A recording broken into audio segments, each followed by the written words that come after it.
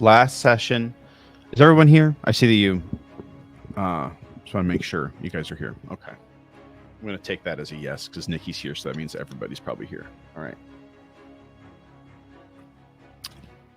Oh, wait. Connor's here? We just lost Tom. Yeah. Tom, this is for you. You made us do this. Get in here. All right. Well, last session, we met the Beastblade pirates. There was a bear. There was a bat. There was a rat. There was a pig man, a shark man, probably a whole bunch of other animal people that I'm forgetting to remember. But there was a bunch of them. We met them in their cove on an island that is just north of the Ring of Fire, which is where Minstrel is, which is where we're going to be going eventually. We met with them. Who's chatting me? We met with them. I'm stuffing my face. Perfect, dude. Congratulations. Proud of you. We met with them. Voros and Valen primarily spoke to their captain, who told you guys, primarily Valen and Voros, about a group of pirates, and he specifically referenced them as the Puppeteers and said that they had defeated their last captain, which the new captain was stepping in for, and that his spot as a beast blade was open, and that they don't get a lot of recruits. So if Valen wants to attempt the ritual to get the blood, go for it, whatever. As long as he agrees to then exact justice, revenge upon the Puppeteers, which he agreed to.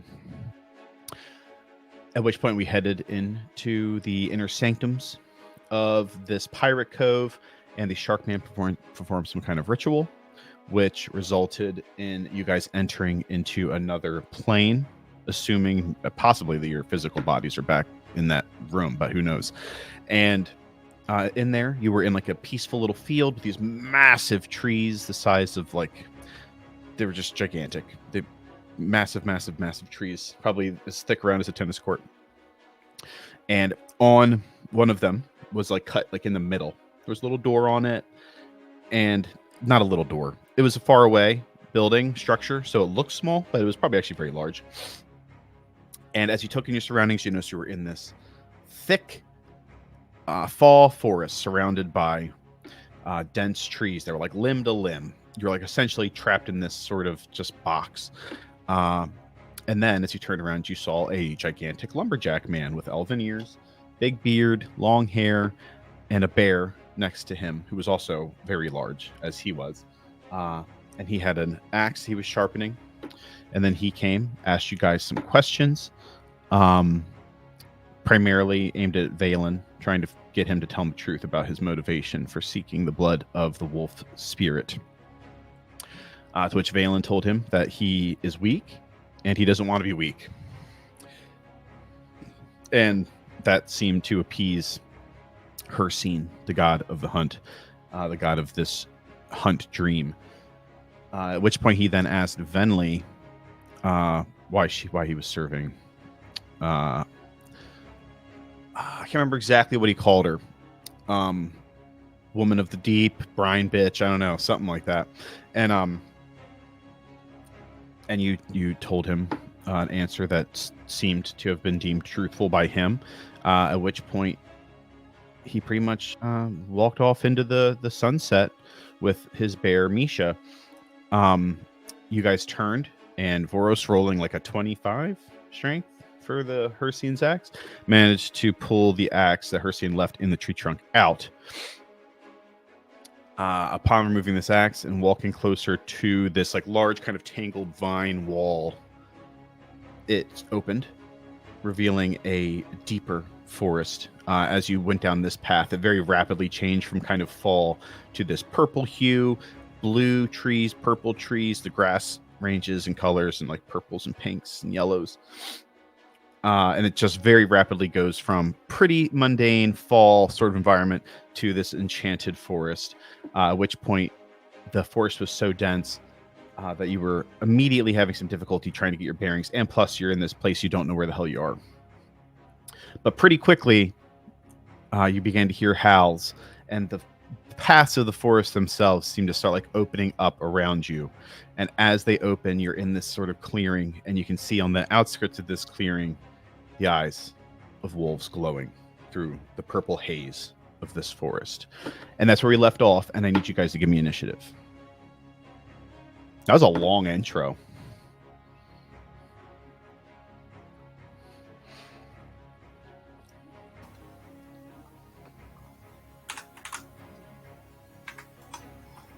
I got a natural 20 for 23. Just hold your initiatives for the time being.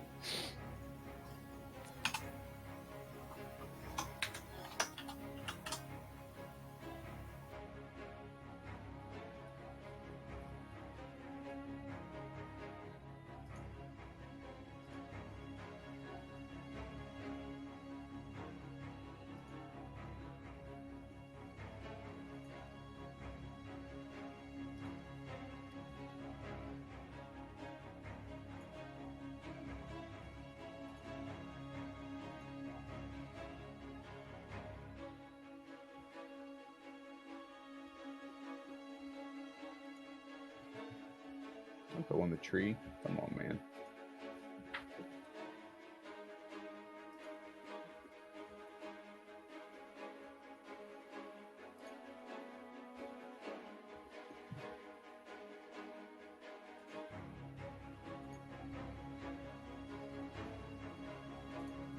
And I mean, Uno. That's it.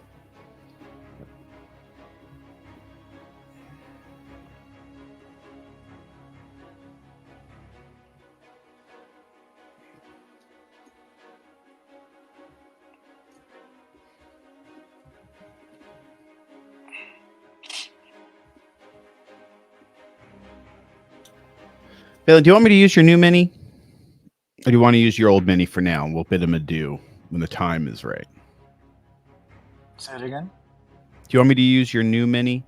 Or do you want to hold your mini for now? And we'll bid the old mini adieu when the time is right. Hold.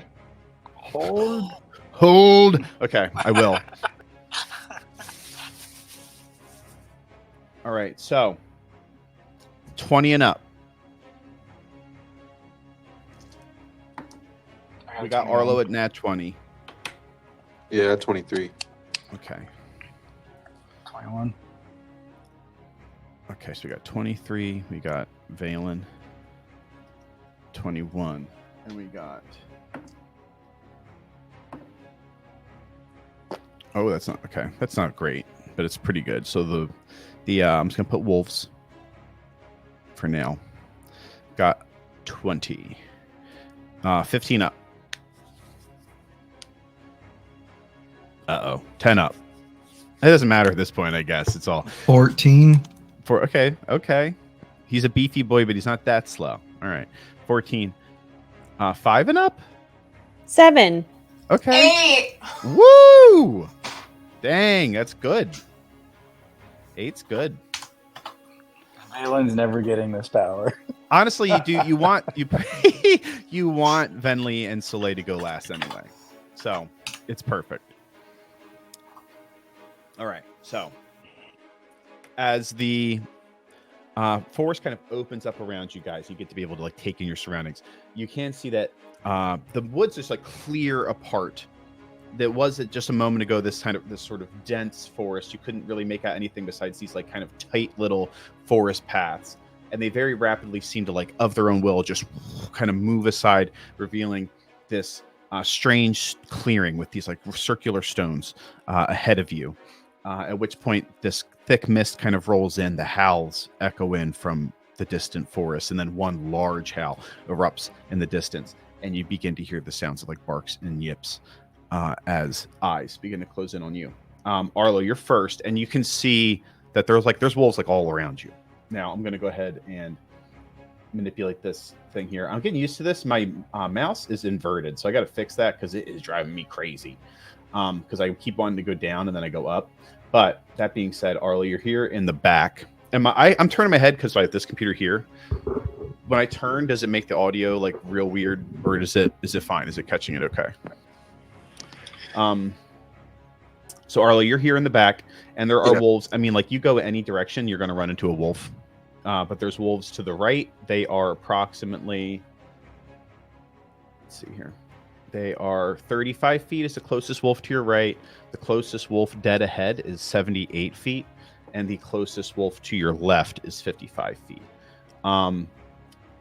I will say you could potentially give me a free action perception check to see if you can discern like how many wolves are coming from which directions, to maybe try to figure out like where might be the best place to position yourself to either stop them from getting into the back line of the party, or what spot might be the weakest. Like maybe the right has less wolves than the left, so you want to like go rush the right or something. However you want to do that. I just rolled an 18. 18 is pretty good. The wolves are like way in the back. You can't quite see yet. So at this particular moment in time, you're aware of 3 wolves that are like dead ahead. Yeah. The wolves on your right, you can see 3 wolves on your right that are like in the tree line and stuff. But there is one that is hidden, but you don't know that. That's just on the meta level. There is one that's hidden, but your character Arlo would believe there's about 3. You would immediately see 3 wolves on the right. And then on your left, from your vantage point, actually the same. So you would see 3 on your left, 3 on your right, and 3 straight ahead. That's actually convenient. That was not intentional, but that is what you would see. Let me see. Is that correct? Yeah. 1, 2, 3. Yep. So you'd see 3 from all directions, actually. Okay. I think I'm gonna go left in between those 2 bushes, kind of like blocking the path. So you're going to put yourself here? Yeah, just shy of the entrance of it. It's like that. Yep, perfect. And I don't know if you still have it, but I lost the info on the Cerberus gun. I'm trying to look for it in the Discord. Oh, perfect. I love that for me. I definitely put it in somewhere. Did I send it to you in a message? I looked through our personal messages and it's not in there. I think you sent it through the Discord, and I think it's far geez back, Louise. so I'm just rolling. I should have pinned it. Now, I know that it was able to shoot 2 shots as an action so many times. I think it was 3 shots as like the special ability, and then it's like a regular pistol otherwise. Yeah, it's a regular pistol otherwise. I think it's a +2. And the special action that it gets, I think you're right. It does shoot 3. My only problem is I don't remember how many times it was per long rest. I think it was only once. You can shoot 3 shots as one action. Those shots, like the special shot, that might be. Let's do once for now, and then if I can find it, we'll upgrade it. Because at once seems a little low. I feel like maybe it should be charges or something. But let's do 1 for now. And I know that those 3 shots they do regular damage, but the damage is fire instead. Okay. Okay, so I'm just gonna shoot twice then at the wolf that's directly in front of me, to like left in front of me. 2 attack actions. You're not going to use the triple. Correct. Yeah, just 2. It's my act. It's my my normal attack. I attack twice. Okay.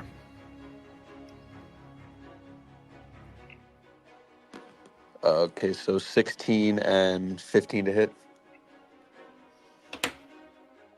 16 hits. 15 just hits. Okay.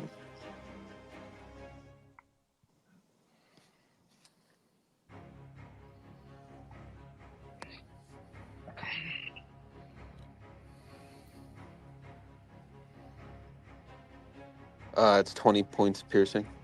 So you shoot twice real quick. Is this Cerberus? One is Cerberus, the other one's a second pistol.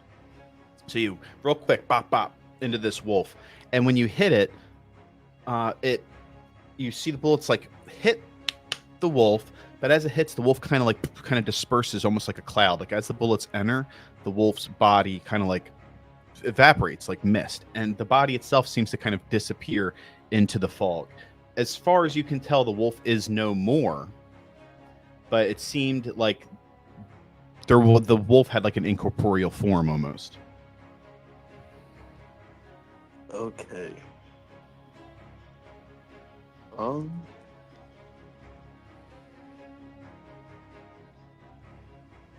Wow. Okay. I'm just gonna use a key point and do patient defense, Okay. and that's all. So you wait there by the entrance, clogging that point of contact for the rest of the group. Valen, it is your turn. Let's see. Sorry. Side note: I'd also yell back to the crew that I think that they're that like physical attacks are not gonna work. Okay. I will, I guess, move to the right. So the There's nearest wolf is one- about 35 feet Actually, from you. you know what?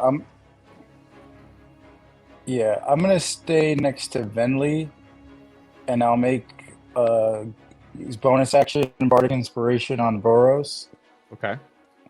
and then I will ready an action if anyone gets into melee range. Of you. You're going to ready an action. Okay. Yes, Bardic I'll Inspiration ready an on action, and I'll Boros. cast Bardic Inspiration. And, yep, All right, 1d8. cool. 1d8 to Voros. So that's the end of your turn, Valen. So that means it's the wolf's turn. So as like before the wolves, like they're all kind of creeping in. You see like their heads are low. They're all sort of growling. Teeth are bared. They have like kind of purple green fur with like various blue markings that kind of run down the sides and the front. Before they all kind of charge in unison, a large howl erupts from the distance. And at that moment, they all at once charge you. So there's 3 that come from this side immediately.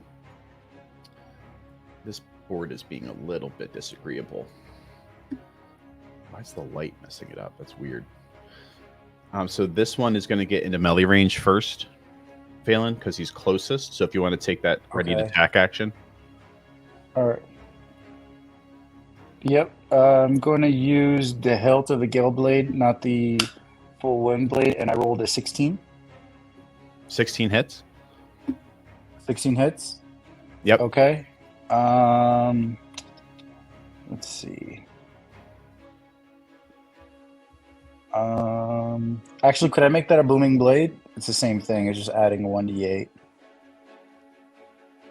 thunder Sure. damage. Make it a booming blade. Yeah. Okay. So I rolled a 1, which is 9 damage, and then a 1d8. So that's 13 damage. And then I will also do a Psychic Blades as well. Just 'cause Does the Psychic Blades happen as part that's of an 11 attack damage, so action? 24. Does the Psychic Blades happen as part of an attack action, or is it like Yes. after an attack action? When you hit a creature with a weapon attack. So I'm gonna just on a meta level. I'm going to because you hit the creature, Mhm. and I think that like I mean yes, the order of events you probably would have to make the decision. I understand that this is probably breaking. I'm saving you some resources here, so don't worry about it. I mean I'm totally Okay, a lawyer. got it. This is probably not raw, but the creature as your blade. As your magical blade, what the hell is that? Oh, it's because I'm using this Mac keyboard. I'm not used to it. It's like tiny, and I have like these big fat fingers. Anyway, Gotcha. as your blade connects to the creature, you light up. Is this just you didn't actually activate the Gale Blade? You just have like kind of the dagger hilt. No, it's just the hilt. It's just the dagger part of it. So you reach over and you take a quick slash, and the booming blade. You immediately have that booming blade on there ready, and it kind of as it forms around the creature, as your blade cuts through like a cloud, like you're slicing through air. You feel no resistance to your blade as it passes through, and the creature from where you cut, it just kind of separates into 2 separate like mists that then just kind of flow away.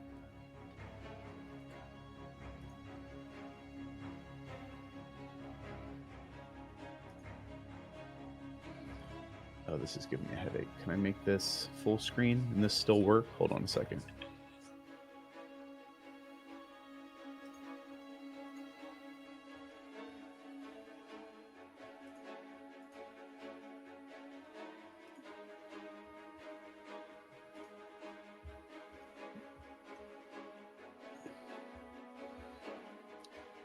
I turned the resolution down. This probably looks actually it doesn't look that bad. So you go ahead and hit this creature, and as you do, it kind of cuts away, like you're slicing through air, and it just disappears into the mist that it is surrounded by. The remaining wolves, most of them aren't able to get contact with your group. That one moves. These two will be able to get onto Arlo. Maybe not, because he's clogging that entryway. So this one's actually going to run around here and get to about there. Can't hear it. You can't hear me?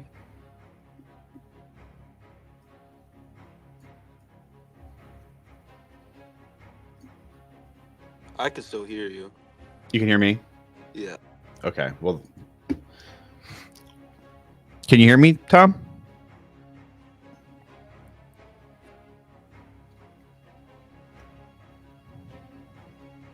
I'm going to take that as a no. Can anybody else not hear me? I can hear you. Okay, cool. All right, well, Tom I will can't just... hear Peyton at all. Can he... Can you hear did you hear... anybody else, Well, he Tom? can't hear me, so... Hold on. Yeah, can you hear you guys? Tom, can you hear us? I can hear Nikki. Oh, that's weird. Can you hear me? Weird. I can hear Arlo. Can you hear me now? I can hear Venley. Don't die. I can't hear Troy. What? You can't hear me? All right, I'm gonna figure something out. I'll be back in a What? second. You guys can still hear me, right? Yeah. All right, weird. Real weird. The rest of the wolves rush. Only 3 of them get in range to actually make attacks.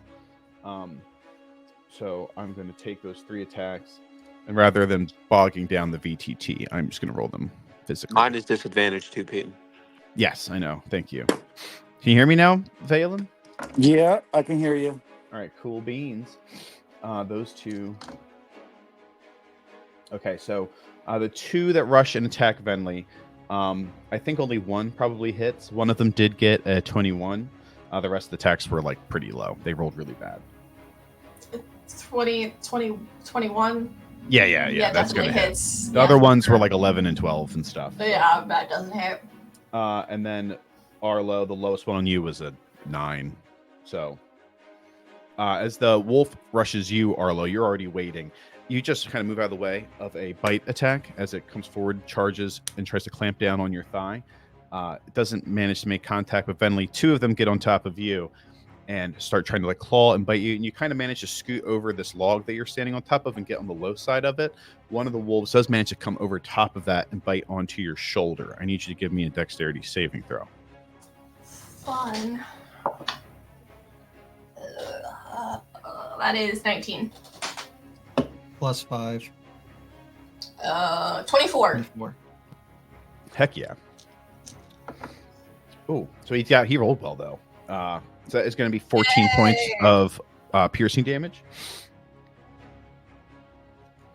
But as he bites down, he kind of catches whatever protective gear or perhaps like magical protection you may have. The teeth don't really quite sink in or grab, and you manage to kind of continue to fall down the side of the log, releasing the grip so that he does not manage to grapple you. You know all too well what happens when large wolves grapple your characters.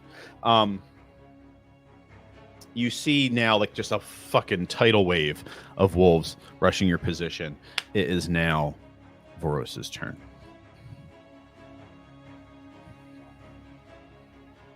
Okay.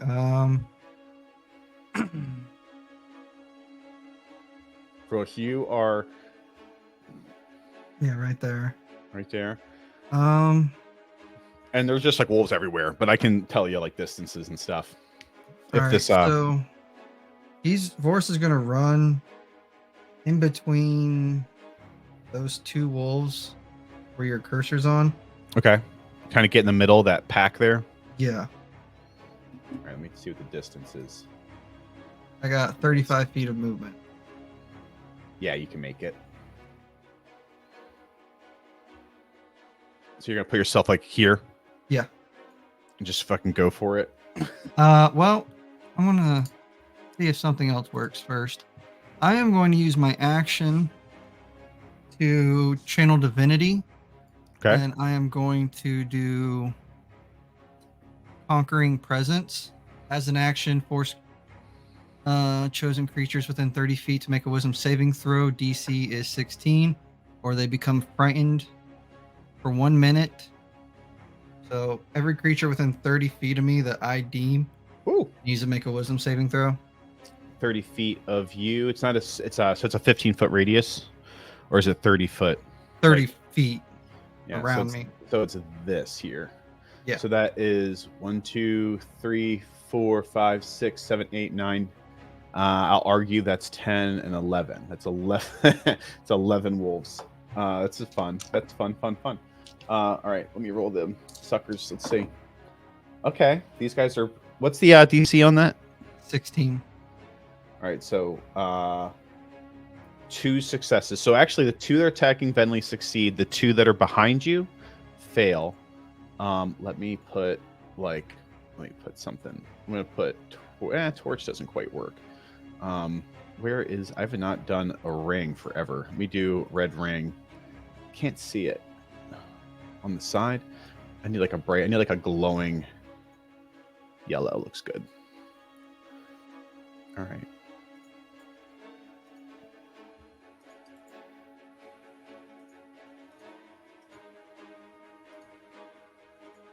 Yeah, that works. All right, so those 2 are feared.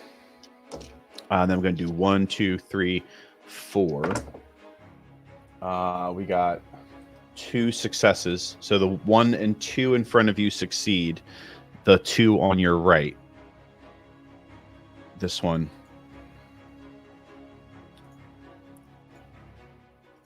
Fails. And this one. Fails.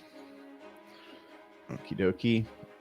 And then that is 1, 2, 3, 4, 5, 6, 7, 8, 9, 10, and then the 11th one is behind this tree. And then the last 3 succeeded. They rolled really well on those. That's crazy. That's a 17, 18, and 20. What the fuck? But that's still, you got 4 fears from that, which is 4 of your thing. Okay. Assuming you're attuned to it. Yeah, I'm still attuned to.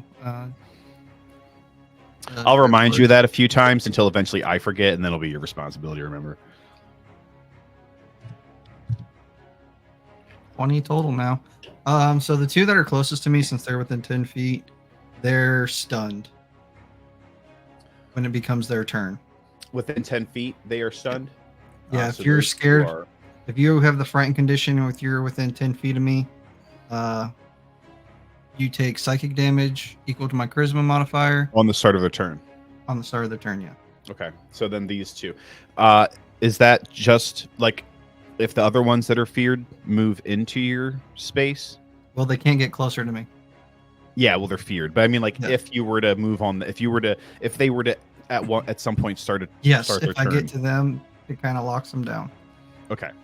But at the end of their turns, they can also try to succeed the wisdom saving throw. You still have 5 feet of movement. You would take 3 opportunity attacks, but you could put yourself right here and be in 10 feet of 3 of them. And lock. Oh yeah, I'll do that then. I'll lock 3 down. All right, you will take 3 opportunity attacks, but That's fine. you probably got some pretty sweet. And they didn't roll well. They do get a nice bonus from pack attack. So the high, but you have like what, a 20 AC? Yeah. Yeah. So no. So as you fear them and they attempt to, and actually 2 of them were disadvantaged, so I didn't even roll the disadvantage. But yeah, so none of them hit as you move through. They're like trying to clamp down on your armor, but it's just too thick. They're as their fangs like meet your metal armor, you can actually see like puffs of smoke as this ephemeral form like disperses around your body. Do you do anything else with your turn? No, that is my turn. Okay. Then that makes it Venley's turn. Venley, you're in a little bit of a pickle. Okay. I'm gonna attack the two right by me with Eldritch Blast. Okay. Math. One's a 22 and the other's a 24 to hit. Those both hit. Cool. 1,000,000%. I would be very concerned if they didn't. Okay. Yeah, I'd have some explaining to do. One is 13 points of damage and the other is 4. I rolled a 10 and a 1. As you release these two crackling bolts of colorful rainbow energy that smash into the two cloudy forms, as it hits the bodies and moves through them, they just disperse like clouds, and the two wolves disappear. All right. And then I'm gonna do Tentacles of the Depths for bonus action and summon. If I summon it like right in front of me, would it be within 10 feet of the next one in front of me? Maybe. Let's. I mean, I can move it up farther. Let's see. I wish this thing wasn't so big. For some reason, I have to figure out this layout here because this is like way too much. It does not need to be that big. It's not necessarily gonna matter. I mean, I'll move it to where it would be to hit, but I just rolled and I rolled a 9. And why isn't it not? All right, 1 sec. I'm still figuring this. For some reason, it's locking me. Why can't I click that? You need to go away. I don't need you. There we go. That's why. Okay. Sorted it out. My bad, guys. All right, so here we go. Ooh, there's an octopus. No, it's monstrous. Monstrous. I don't think you guys can see what I'm doing. I don't like that. I like to have mystery. There's no mystery with this. We can look away. Avert your eyes. Yes. Earmuffs. Earmuffs, children. Yes. No, the octopus tentacle, if you put it right in front of you, will be in 10 feet of... yeah. How much range can you... does it have to be within 5 feet of you? No, it could be further. It's within, I think, like 30 feet. I can summon it, like... You just would like to put it within 5 feet of yourself? I mean, it doesn't have to be within 5 feet. If you put it within 5 feet of yourself, you can hit one of them. If you put it 10 feet out, you can hit both. I'll do 10 feet out. All right, so right here, you can hit both of them. Yeah, I mean, I don't hit because I rolled and I don't hit, but... Okay. Are you sure? Yeah, I mean, Okay. I rolled I a trust 9. you. Does a 9 hit? No, it doesn't. I didn't think so. All right, I should have trusted. Do you want to move or anything? Could I try to climb up the tree? Sure. I want to do that. Do you have a climb? Give me an athletics check if you don't have a climb speed, or I you can move at half speed. I don't have a climb speed. I rolled a nat 20. What? No, you didn't. 24. You're lying to me. How do I did. I don't know the commands for the Mac yet. How do I make you fly? Fly, damn you! All right, try it again. Fly. Okay, there we go. You're flying. Up, up. Aha! Wait, come on, baby. Go up in the air. Whoa, where'd you go? So yeah, you scuttle right up that tree. Nice. All right, and that's my turn. And that makes it Soleil's turn. Well, so if Venli wants, I was gonna hop on the broom and go up. So if you wanted to ride on the broom with me, I should never gave you that goddamn broom. Yeah. I fucked up. That goddamn loot table. I would absolutely. I would give Voros 2 godly axes before I would give you another. To get rid of the goddamn broom. Yeah. I'm a lot less I'm gremlin-y cool with that. with Soleil, I'm though. down. Yeah, whatever you want to do, man. Good deal. All right, so I'm gonna scoop Venli up. I want to go up like 20 feet, roughly. I think the it's good. board will- yeah, it will. It will. All right. Okay, I'm figuring this out. 20 feet. You go ahead and okay. Venli didn't want to though. Whoop. Oh, I do. All right, there we go. Come on, get on there. I wonder if there's a broom. I need to make a new mini With me, on the broom. Yeah, I don't know if there is a broom thing, but if there is, I mean, I got to. I don't know. Big old bunny on a broom. Yeah. And then I mostly wanted to get a good vantage point because I want to use the wand of lightning and hit like if it looks like there's maybe 4 in a row or 3 in a row. It's a straight line, so it's gonna be. You'd have to hit them. You're gonna have to like kind of like swoop down, shoot, and then like maybe go back up. I think. Okay. What's the movement of the broom? Is it like 60? I'm pretty sure it's 50. I'll So you double move check. So you could drop back down to the ground with 20 feet, and you could go back up 10 feet. And if you shot it, I don't know the range. It's probably like 60 feet or something, or 90 feet. Yes, 60 feet. You might be able to hit 4. Okay, that's what I'd like to do. I wonder if I can move both you guys down at the same time. I can. Ooh. Okay, we're doing it. Okay, so you go here, and I'm pretty sure. Let's see if that's enough distance. I don't know. 60. Yeah. Oh, it's perfect. Yeah, you can hit 4. Nice. Hell yeah. So it's a dex save. Okay. So the dex save for the wand of lightning, because I don't have a stat block on that. I don't think. Let me see. You can look up Wand of Lightning, or I can send it to you. Oh, DC 15. That is a proper item. DC 15. I got it. Yep. 2 of them do succeed. 2 of them fail. Okay. And then the 2 that succeed get probably half damage. Yes, this is correct. Okay. And I did it at 4th level. Okay. So I believe it's 9d6. Right? 8d6? Let me see. Let's see. I forget. I'm gonna need to learn though. I was trying to. It's 100 feet long, by the way. Oh, okay. Okay. So it's 8d6 at level 3. You cast it at level 4. Yeah. So it's 96. 96. Which I think is what you said. Okay. Cool. All right. Yes.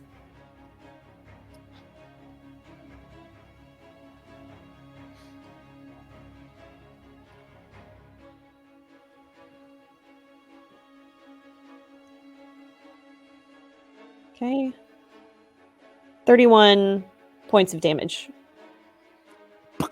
As you put the wand out, 4 rings, like a little blue ring, little arcane sigil ring opens, and then a second one opens, and then a third one opens, and then a fourth one opens, and then from them they kind of shatter, and then a lightning bolt shoots out. You're on the back of that broom, so you kind of there's a little kickback as it shoots out, rips across the field of battle, and as it hits the wolves' form, they just pop like little balls of gas.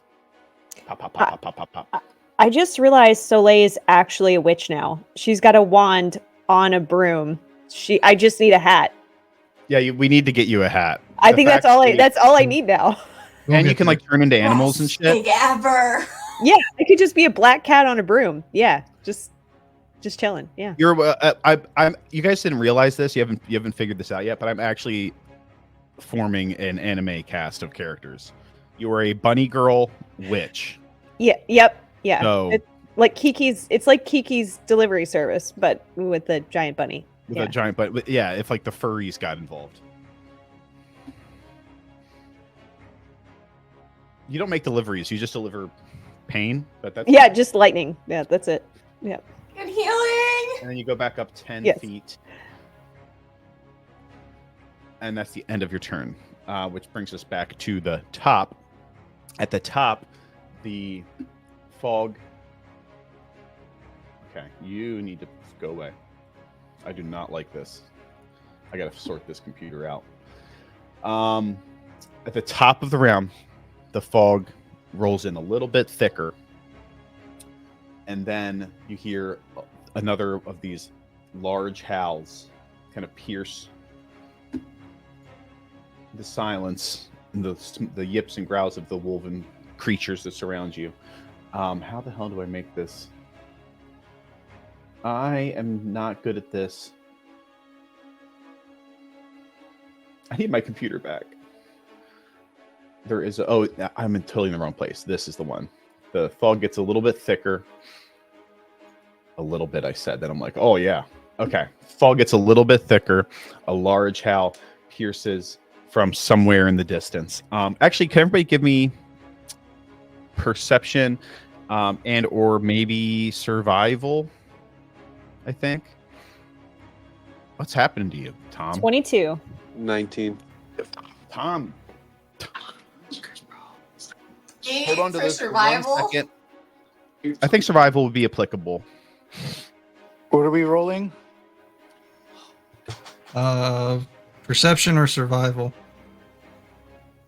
I'm going to add the Bardic Inspiration. Nice. That's a lot of. That's a big fucking.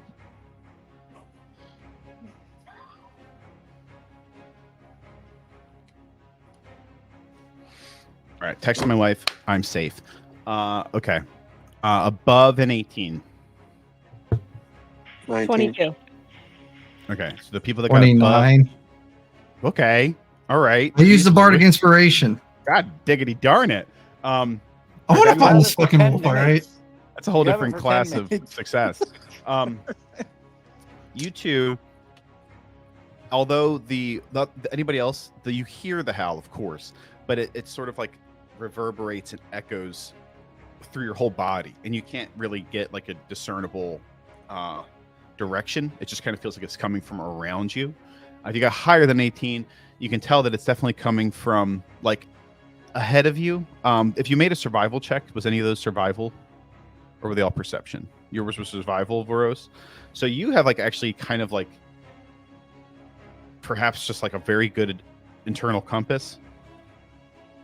But the direction that it came from is not only like ahead of you, but it's very much like northwest. You can tell like if you were to go straight and slightly left and then just kind of like keep going in that direction, you would definitely hit the source of the sound. That being said, it was a great deal away. You have a feeling that there'd be a whole lot of forest between you and there. But you'd have a pretty surefire direction, and you have such a bead on it. It's going to be hard to lose your track. As that howl reverberates and then silences, you guys see more woven forms. What the hell just happened? What did I do? Go away. Nope, that's not what I wanted. Interesting. All right. Oh, you need to go away. God.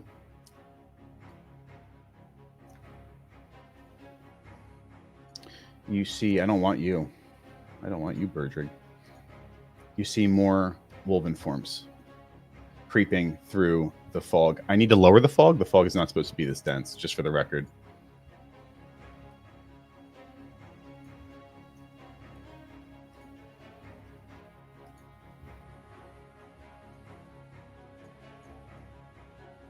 Although it does kind of look cool, so like maybe I'll keep it. I don't know. It's kind of growing on me.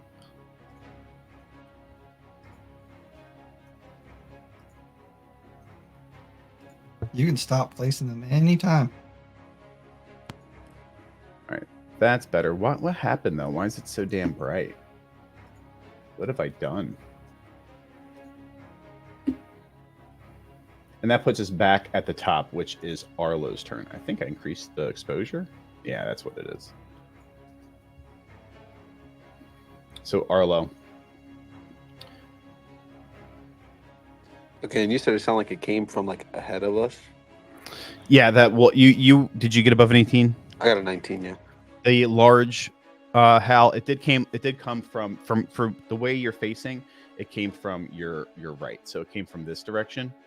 But I will say you don't have the pinpoint of Voros, but you can tell that it definitely is very far away. Okay. All right. But you do see a few more wolves coming out of the fog in the distance as they're like just slowly overwhelming your position. Or actually pretty quickly. It's been 6 seconds. Okay, so I'm going to Wow. Can I see that one to my left beyond the one in front of me? Yes.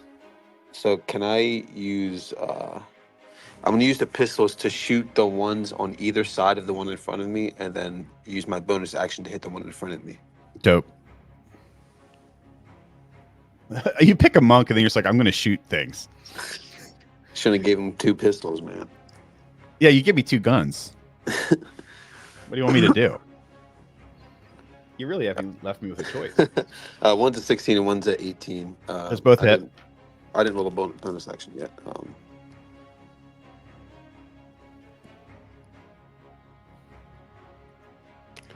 One's 13 damage and one's 9 damage piercing.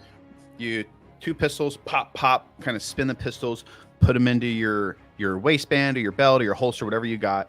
And those 2, as those bullets hit and they rip through the wolves' ephemeral form, they quickly disperse into fog.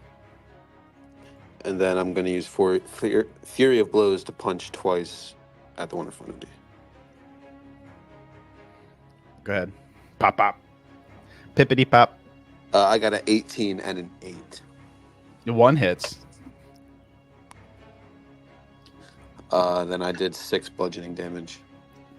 You punch, and you naturally like always kind of like punch through your punch. You know, you're not like just popping somebody. You try to really go drive your fist through their body, make sure you do as much damage as possible. As your fist connects with what should be the resistance of a Vulpin jawbone, you hit, and it just kind of pops around your arm. You feel like the cool, almost like water vapor feeling as you continue to drive through naturally into the body, as it just kind of disperses around you. Okay. What did you dippity doo dah? There we go. And then I'm going to...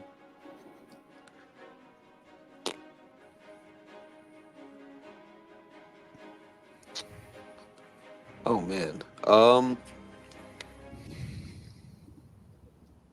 going to move forward a bit. Go, kind of go right and go up towards the front. Higher up towards the sound. You're gonna turn this way, and let's see, you're kind of stuck in those trees. So that was probably about 10 feet of movement. You're right here. That's 10. So let's go ahead and hit the M. I want the 2. Keep it locked on the 2, please. All right. Why aren't you working? Why are you doing this to me?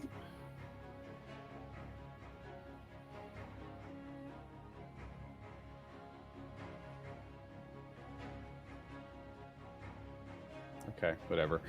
So you're going to move from there. Are you going to go all the way to the wolves? Like, are you going to try to get right in the face of the... Yeah, I'm going to split in between the 2 wolves that are the more right ones. Right there, yeah. Okay. And you have 45? Yep. Yeah, so you can get there without taking an opportunity attack. And then that makes it Valen's turn. Anybody know the direction of where that howling came from?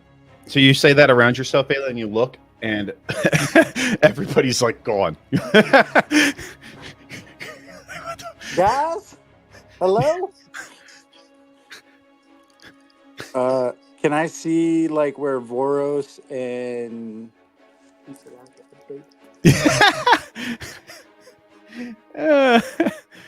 That's good. does anybody can I see Voros and I don't think you can see Arlo. Let me see from your vantage point. I don't think you can see Arlo. Yeah, maybe. Yeah, you can see Arlo. You can definitely see Voros, and you'd know where Soleil and Venli are. But Yeah. they're like in the process of zipping away on a broom. You know what I mean? They're not like in real time. They're like actively okay. flying. You know what I mean? Yeah. All right. I'm gonna try. Let's see. Is face step. Let's see. Yeah, I will face step.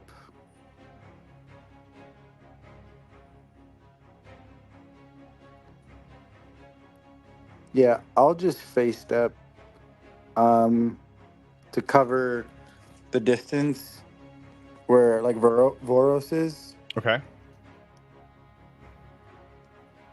What's the range on this? It's 60, 30 feet. 30 feet. So you can get like you can actually get right behind Voros if you want. Okay. If I do that, Or to the right of this wolf. I changed my season to spring. Okay. If Voros is willing, I can teleport him to an unoccupied space that I can see him within 30 feet. Ooh. Does he want to do that? Troy? Voros? Voros, from Voros's perspective, Valen like puffs in behind you in like a puff of like bright green and pink sort of light. And then like I think he would probably in my mind, you like Valen probably has to like touch you or something in order to like allow you to do the thing that he wants you to do. Valen, what do you like reach out, you pop up, you kind of like reach out to Voros, and what do you say to him? Hey buddy, you want to go for a ride? Oh, that ain't good. I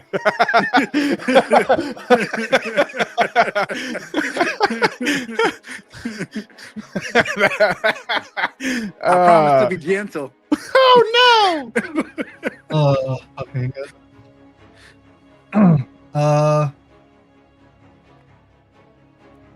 Little bit of a bewilderment look on his face and like, what the fuck? But in this fight, he's gonna trust that you have tricks up your sleeve. Oh, I do. You trust me? Trust is a strong word. He's just gonna go with the flow right now. Yeah, so I'll just tell him. I'll just teleport him 30 feet further wherever he wants to go. Do you want to go like behind these wolves, maybe? Or nah, I don't know. Let me zoom this out a little bit so you can see the field a little bit more. The monstrosity of fucking wolves that you put on this field. You're level 7, man. I gotta throw a lot of wolves. So they're We're gonna 8. keep coming. We're level 8. Oh shit, I forgot. We're 8. Yeah, you're level 30 8. feet Come on, from man. where I'm at. I need like 32 wolves to be the correct CR. And we're not even halfway there. I'm just trying to put Voros in the direction of where you heard that howl. So you'd be putting him just 30 feet further from where he was standing. Yeah. So you want to go? He's game for it. Yeah, Is that what let's you want do to it. do? Just like directly Yeah. ahead? That's perfect. All right, let me check I mean, the... For Voros, it's perfect. For Troy, I'm like, Yeah, dude, are you you can go sure you know right what you're doing? Because behind that's a lot of that. fucking wolves. right behind that I one. have a plan.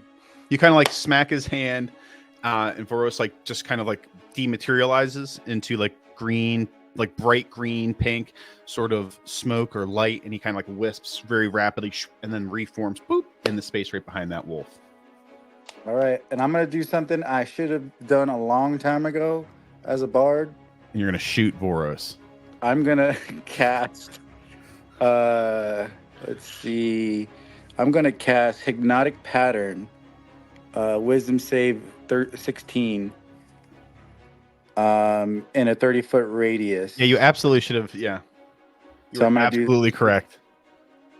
Your assessment of that is 100% right. This is the first time I've ever casted it. So. Yeah. All right, so 30 feet. Let me do that again. That was a lot of wolves. I'm gonna say that one counts. It's That's 120 1, 2, 3. feet. It's 120 feet. Oh, so you I can cast move it.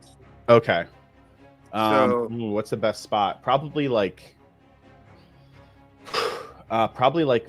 kind of to the right of this wolf here.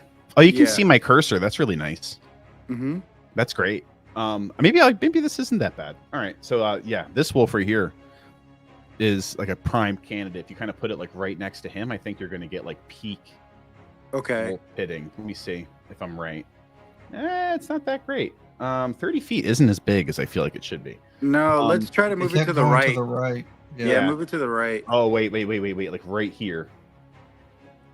Like right here, perhaps? 30. Oh yeah, baby. That one's Yeah. pretty good. Yeah, let's do that. Wisdom That's save 1, 2, 16. 3, 4, 5, 6, 7. That's 7 wolves. What's the DC on that? 16. All right, so we got fail, fail. So the one next to you fails.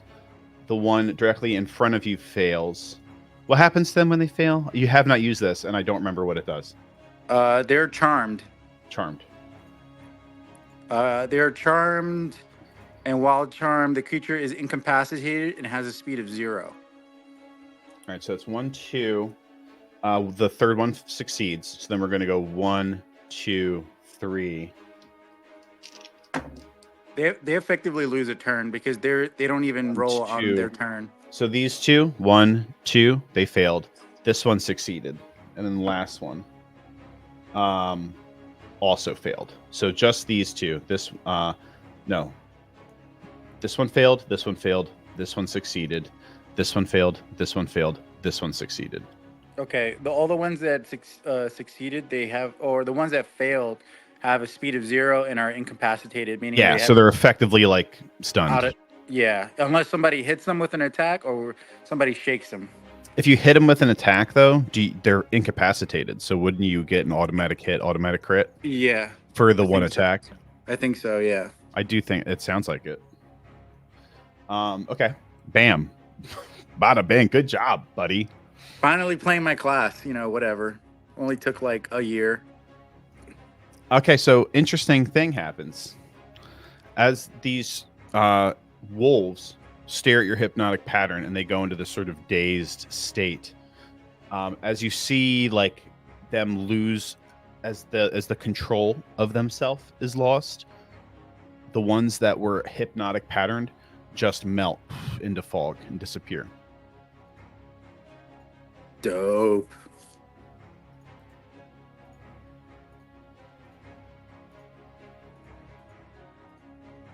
It's almost like a fireball, right, guys? That was probably, I mean, how big's a fireball? Same? 30 feet? We have not had any fireballs. I haven't had to deal. It's actually really weird. I always hear about fireball, and like I realize that people love fireball. Like I know they do. I have not had one campaign. Maybe it's because nobody likes to play wizard or something. I don't know. But I've only had, that's not my first campaign. I had a sorcerer, and he would use fireball. But that was years and years and years ago. Since then, I don't think I've had anybody that's like fireball, fireball, fireball. I haven't seen it. That the end of your turn, Valen, or do you want to use some movement? Because you bonus action, misty step, action, pattern. Yeah, I'll move closer to between Voros and yeah. I'm just gonna try to get behind Voros. So you could go like to the back of this thing, this like stone structure that's jutting up out of the ground. You can't get. Well, I guess you could get behind him and not take an opportunity attack. You can get yourself like back to back with Voros, I suppose. Yeah, let's do that. Okay. And then it's Wolfie Boys. Wolfie Boys. Soleil and Venley's up there. Arlo's about to have a bad time. That's that's all I really know. I know that Arlo's about to have a bad time. All right, so we got Jesus. Oh man. Whew, buddy. Okay. He's Only about if to they get hit. He's about to get Minerva'd.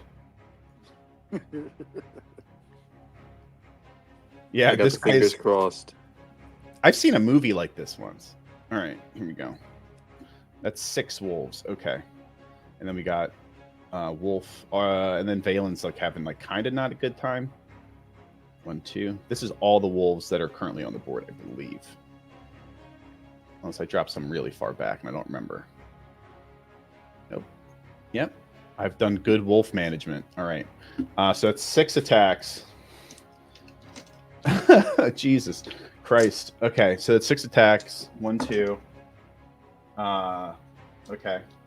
The first wolf actually missed, and he had advantage, so that's not good. Really? So it's it's gonna be really tough for them not to hit now. So that's a 20. Arlo, can you do anything to avoid that? Nah, my DC is a 16. Your AC? AC, yeah. Okay. So the last one did not hit though. He actually didn't, but that's because he just rolled really bad. This one hits, so that's a bite. Silvery barbs. Do you have silver barbs? Yep. Okay. Still do. Why wouldn't I have silvery barbs? Did you see the argument or something? Do I have to? If I rolled at advantage, I have to roll both dice. I think you just roll the one dice that succeeded. Yeah, I think so too. The reason why I asked is because I succeeded again and I felt bad. Oh, never mind. It's just the first level spell slot. It's fine. Yeah. I got an argument with the GM today on the socials about not like an argument. We weren't like fighting, but regardless, he still hits. That's 10 points of piercing damage, Arlo, and you have to make a dexterity saving throw. Okay. I'm going to do these one at a time because it can get progressively worse. Okay.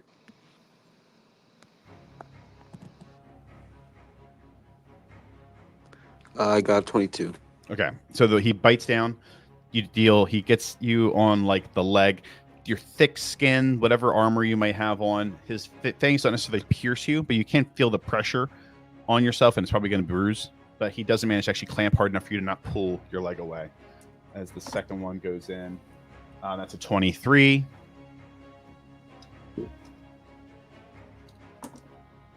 I only take half damage on dex saving throws too. This isn't a dex. The dex save is to grapple you. It's not to deal any damage. So this one does 14 points of piercing damage, and another dex save. Okay. This is the. I got a natural 20 on that one. All right, so this one again, it tries to get on your other leg. As you shake off the one, another one comes in, bites your other leg.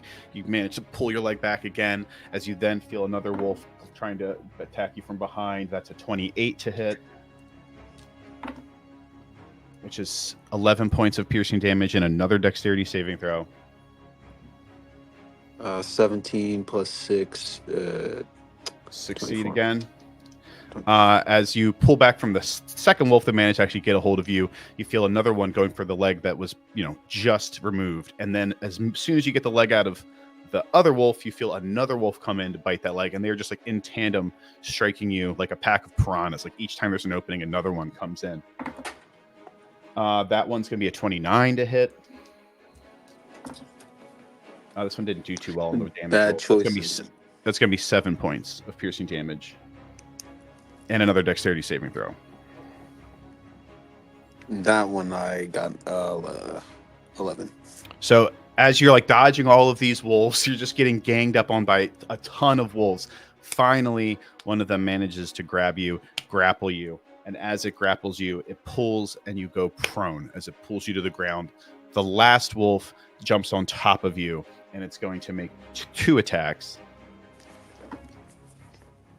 The bite does 22 to hit, and the claw is a 21 to hit.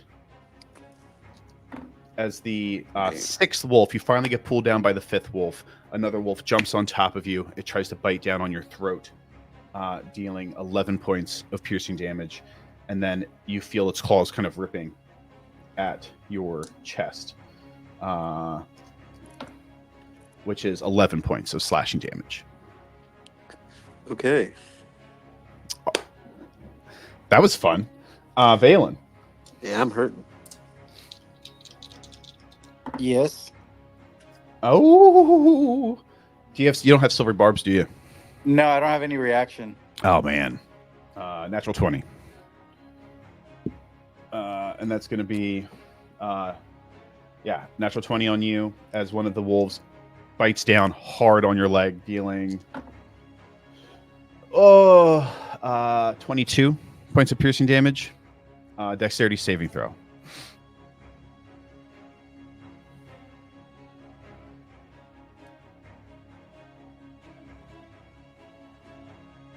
You're muted. Sorry, I can't be crit. Was that a crit? Oh yeah, that was a crit. Good. So drop that. It's 10 points. Okay. Still hits though. Yeah.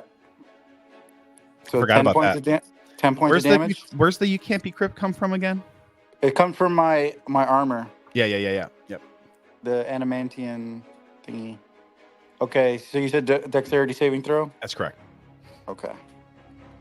1 second. That's good. Yeah, it's gonna be OP soon. I mean, it is OP. Like, but I gave it to you though. I mean, like, I don't know. I rolled an 18 deck save. All right, so the first one bites down you 10 points piercing damage. It tries to grip onto your leg. As you're pulling your leg out, another wolf goes in. So that is 19. No, 19 doesn't hit. And then 20. 20 hits. Okay. I thought you got out. No, very close. Not as tanky as Voros. So it's gonna be 12 points of piercing damage on that one, and Okay. another dexterity saving throw. All right. I'll do the dex. Wait just a save. goddamn second. Hold on, Okay. just a flipping second. Aha! That wolf does not do that. Oh, okay. That wolf ran away. Oh, yes, it's feared, right? Yep. Sweet. Okay. As it is running away, well, you probably don't actually see it, but that wolf is going to disappear. Okay. So never mind. Forget that 12 points at the end there. It was just the 2. So you did take 10. Okay. Meanwhile, good. Arlo is surrounded by 6 wolves being mauled to death. Quick question too before we move on. Before I die, what can I? Yeah. Using the Cerberus, did you say whether or not if I like use the special ability, if it has to target one person, or if the 3 shots can split between 3 people? Are you talking about your urn? Not the urn. The No, the Cerberus, like the dude. All shots fire at It's once. 3 Like all 3 fire. Yeah, it's 3 attacks, but they're supposed to fire at the same time at one target. So it's like you pull the trigger, 3 attacks happen, but they happen simultaneously. So you couldn't be like pop, pop, pop. It's just like, like one just big. I see what you're trying to do there, and I respect it, and I'm so sorry.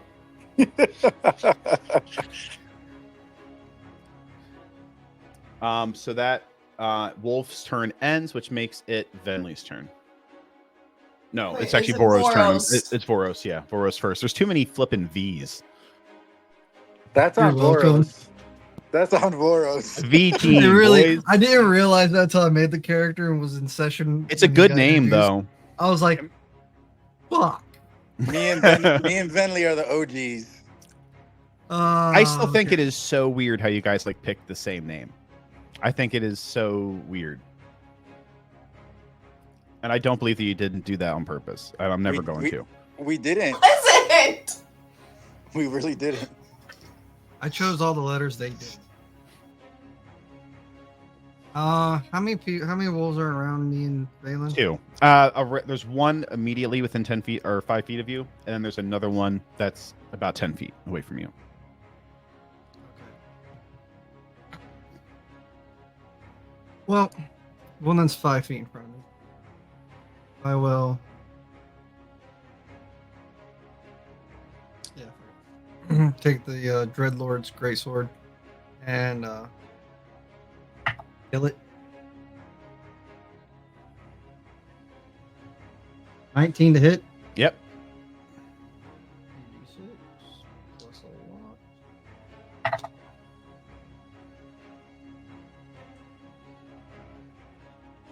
lot. That's 17 points of damage. You reach behind your back, you grab that massive curved black blade, and with one hand kind of manage to kind of hoist it up onto your shoulder, and then you kind of bounce it into the air with your off of your shoulder, and then with all of your might bring it down into the ground. Dust, earth, grass, stone flies up as you just cleave through the ephemeral body, and it disperses into fog. He'll yell out to everyone, run north. You said northwest, right? Northwest. Run northwest for the howl. And since the other wolf's out my reach, just gonna look at Valen like, you got this, and book it that direction.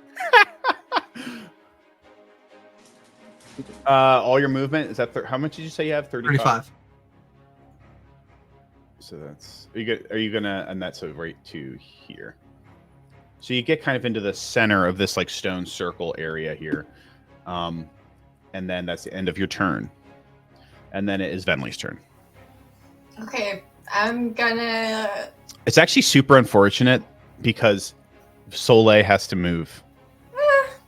Or for That's you, or fine. you could, I guess, hold your action. I guess you could do it that way. Can I see some of the wolves, or can I see like what's happening with Arlo? No, you can definitely see it. There's like a little bit of obstructed view on the wolves on the left, but the wolves on the right you can see pretty well. Oh, you can actually see the wolf that actively has him grappled, which is okay. Then I want to aim at that one. Mostly, I'm doing 2 Eldritch Blast. One is a 9 again, so I don't think that hits, but the other is a nat 20. nice. So I rolled a 1. That's 14 points of damage. Was that? Did you do 2 blasts on one wolf or 2 blasts? You did 1 on each. The one doesn't hit. Okay. One is a 9, the other was a 20. Oh, I thought you said 19. Okay. No, I wish. That'd be nice. So, was the 20 the second attack or the first attack? Like when you shoot Eldritch Blast, I feel like you have to target. Like you targeted 2 different wolves. So did you get the one that was grappling him, or did you get the one that was mauling him? I guess both is kind of a win, but. Which is the one that's farther away? The one that's farther away is the grappling one. It'd be that one then. Okay, so you release 2 beams of crackling pink energy. The first one kind of catches the tree and pops against a branch, but the second one manages to kind of arc off and down and catch the one that is grappling Arlo. It just rips right through the body, strikes the ground beneath it as the form disperses into fog. Okay. How far is my tentacle away? It from Arlo? Yeah. So it's about 35 feet. Okay, that works because the tentacle has a 10-foot reach. So 30 feet movement. Yeah. Right there. That's a 16. That hits. Cool. Which dice do I need? I keep rolling 1 for damage. So how much damage is that? 1? I think it's 4. So Arlo, as you're like on the ground, you're trying to like protect your throat and your face as much as you can as all of these wolves are just like biting, nipping, scratching at you.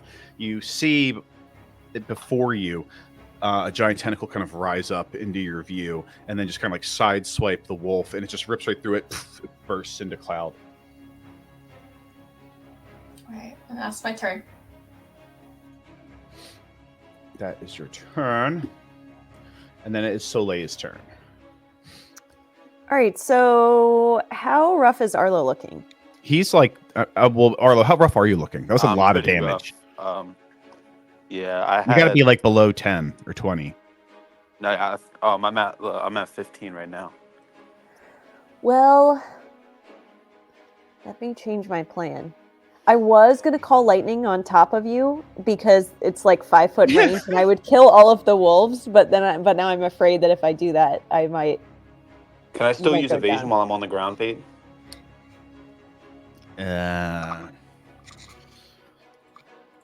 Maybe. I'm going to find out right now.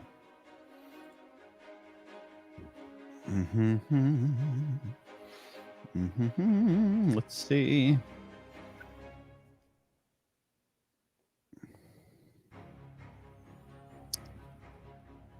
You're prone.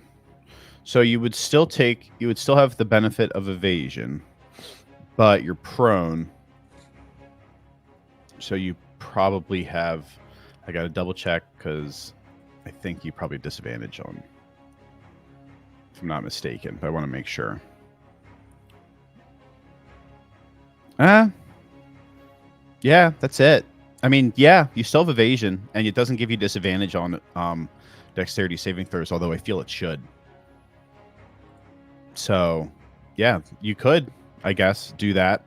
Wait, I have an advantage. is Call Lightning dexterity saving throw or is it a Constitution saving throw? It is Dex. Yeah, I guess you can. I mean, that's up to you guys. I don't want to take part in this decision. But yes, hypothetically, Arlo. I have high acrobatics too, so I feel like it could make sense. He's just rolling on the floor, dodging it.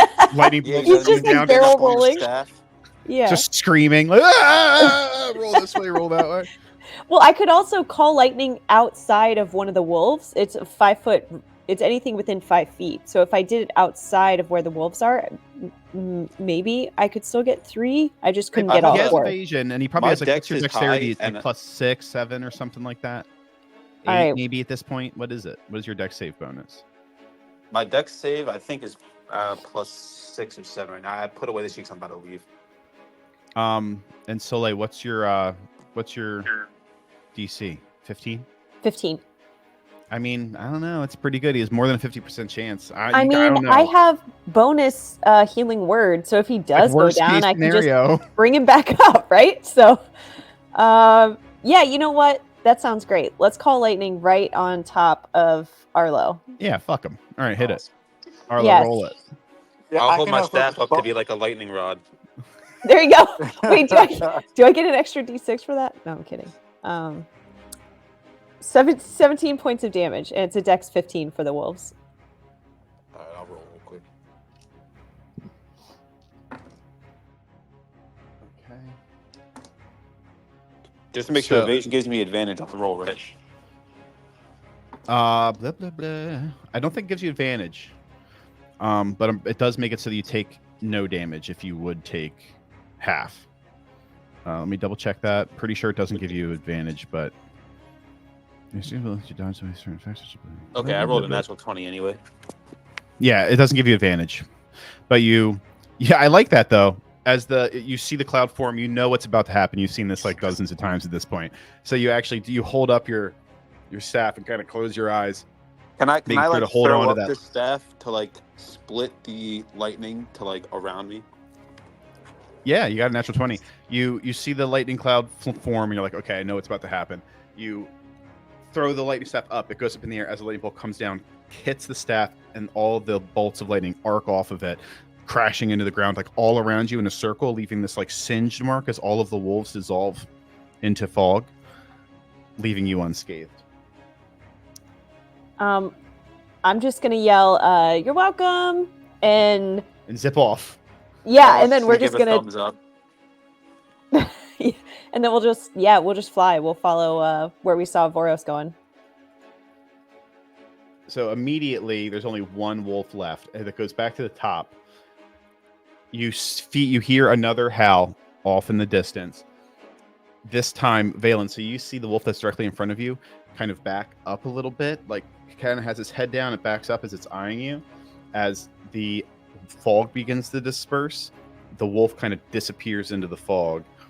Its eyes are like the last thing kind of glowing as the fog just kind of seeps into the ground. The eyes disappear, and then the fog vanishes.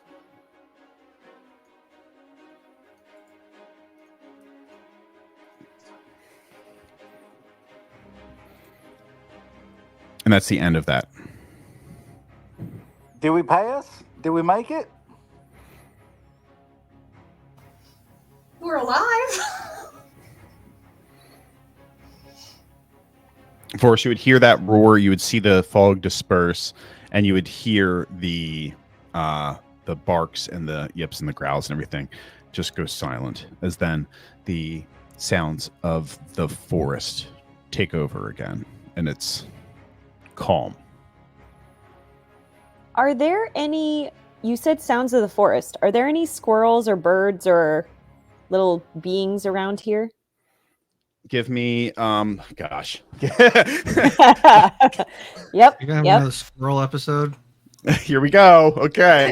What's happening in this forest? I don't know. Can I give her the help action? Oh yeah, sure. Why not? Give me nature or survival. One or the other. Or okay.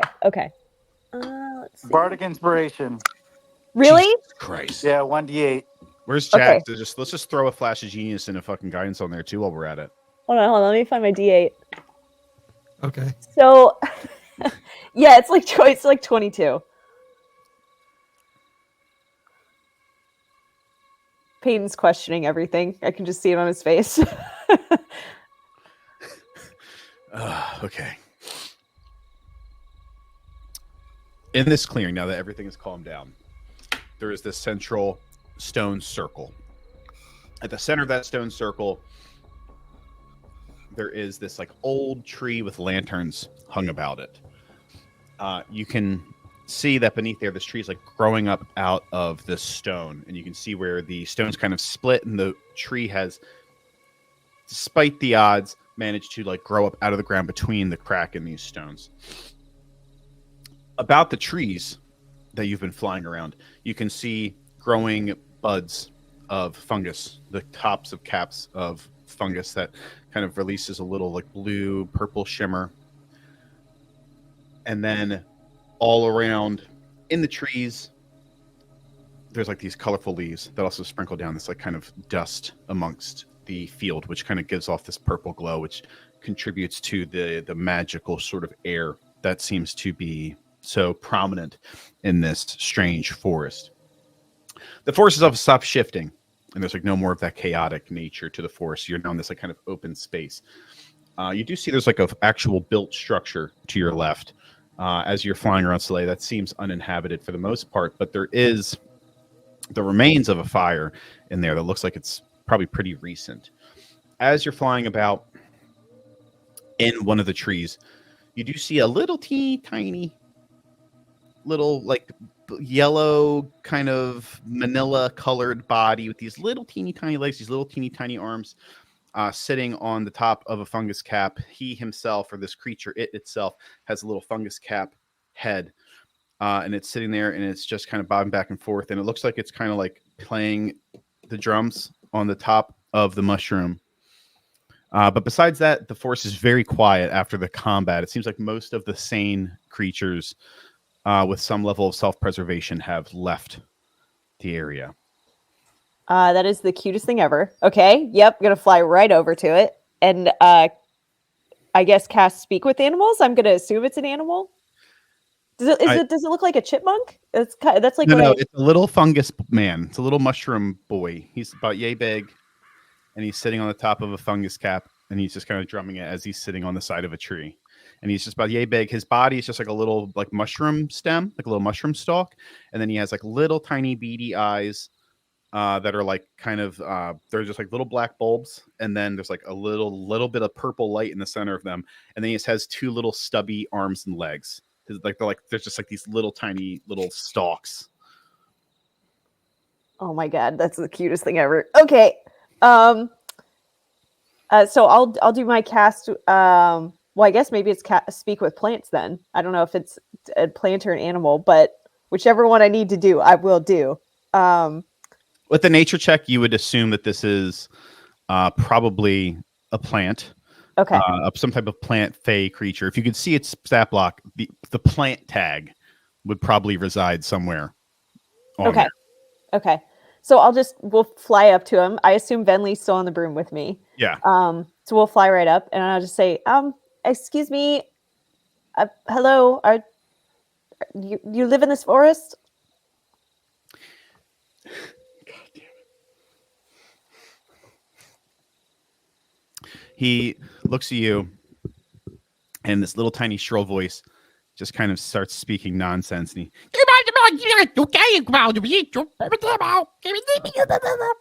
he starts drumming on the fungus cap head. He is speaking a language that you should be able to understand. The words he is saying in his language are equaling the things that I just said in your language. Wait, what? Stay with me. Can I run over and cast comprehend languages? So I have comprehend languages too, if it's needed. He's like speaking like nonsense. Oh, he's doing it. Oh, on he's purpose. just beep bopping. He's like beep bopping. I got it. Okay.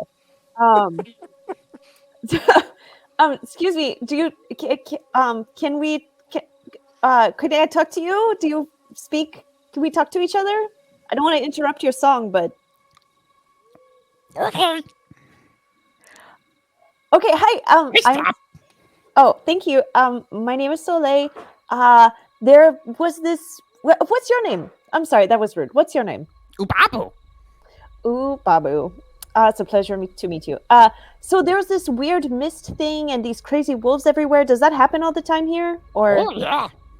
oh, like all the time, like every 5 minutes or something? All the time. Oh. Is there like people here? Is there like a big wolf, a big wolf that we should go, that we could find? Oh, yeah. Okay.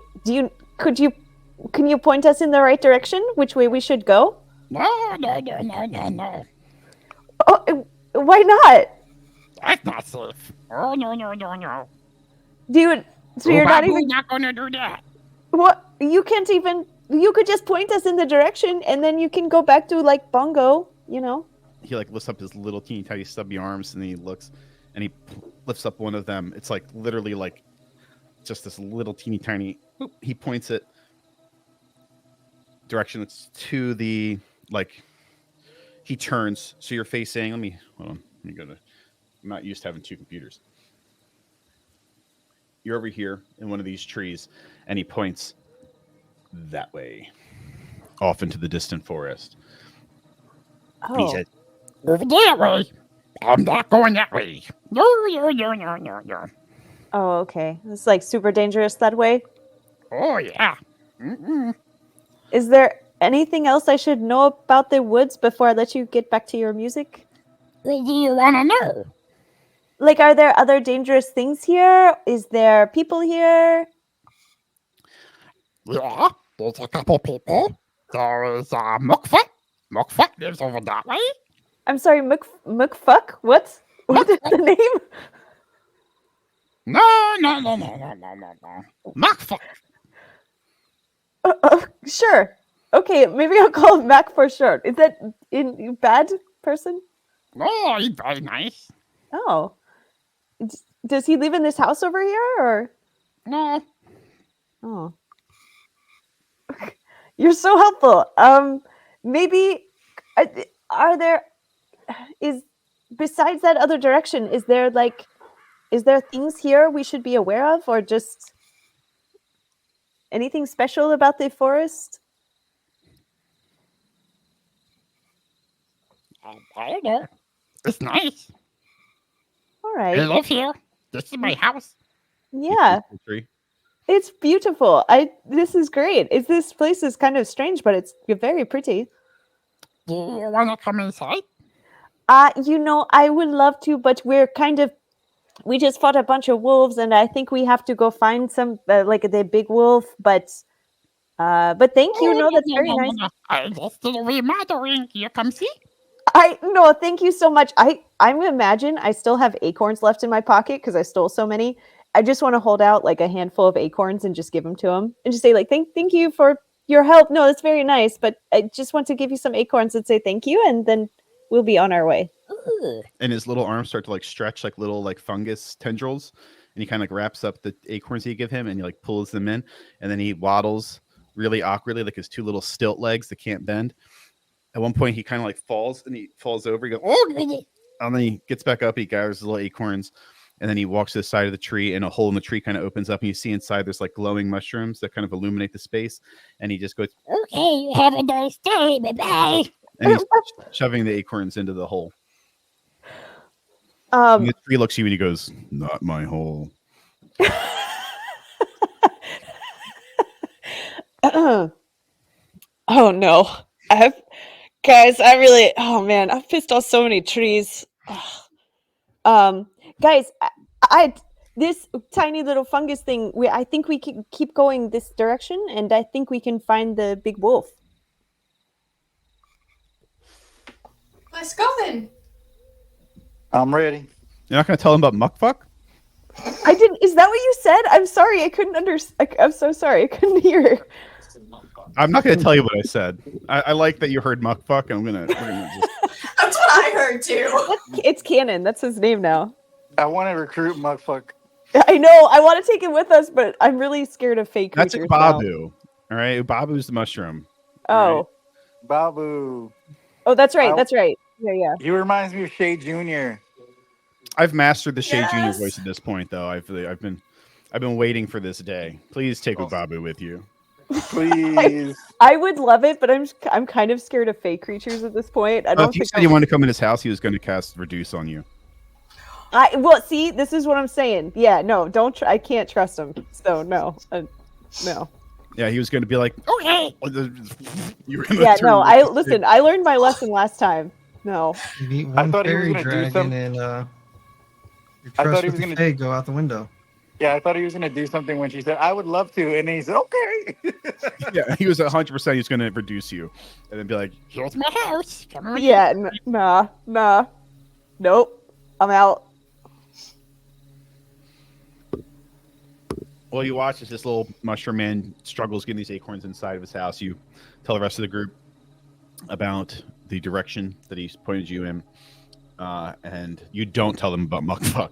And then you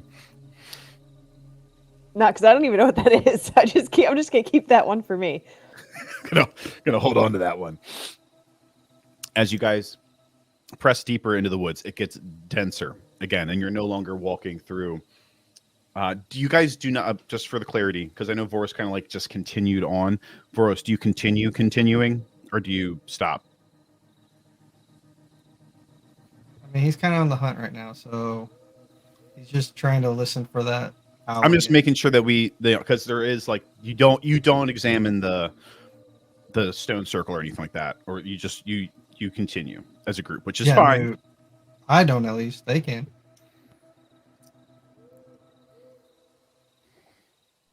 Should we investigate the stone circle? I don't know. It's probably a fairy circle. Yeah, we should. Yeah, I think we should.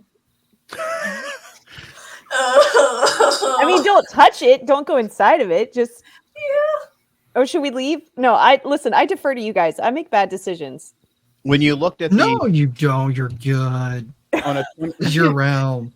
on a 22,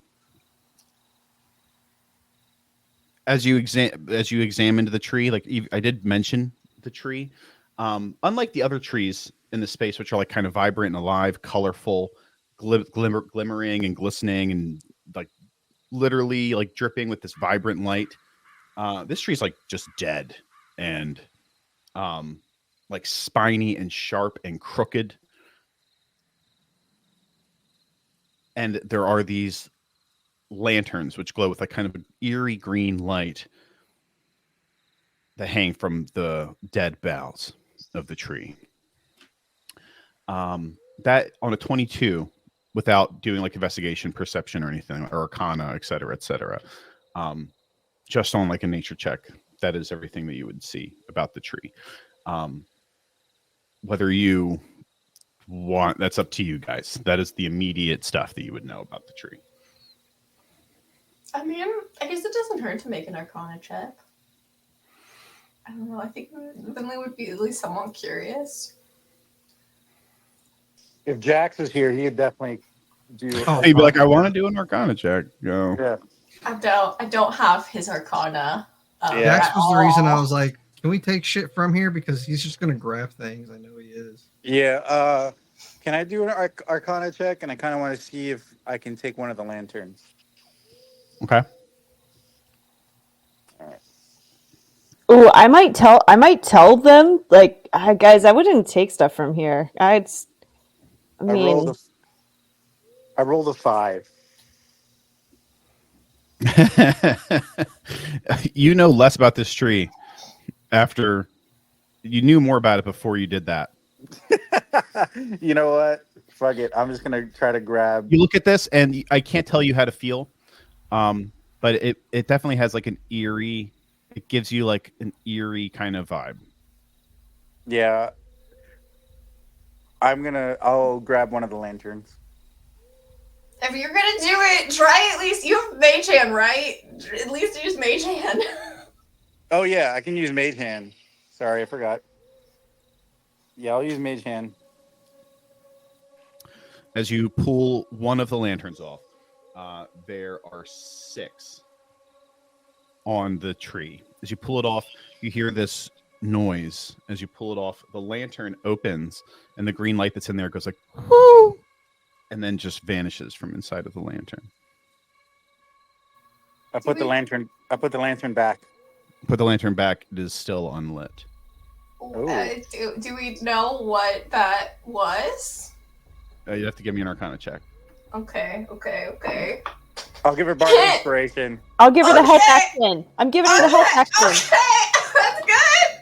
Okay, that's a lot better. Okay, so, let me roll bardic.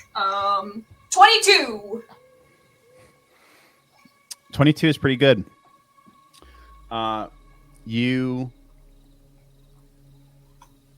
You've been reading a lot, actually, so this is relevant. You've been reading a lot.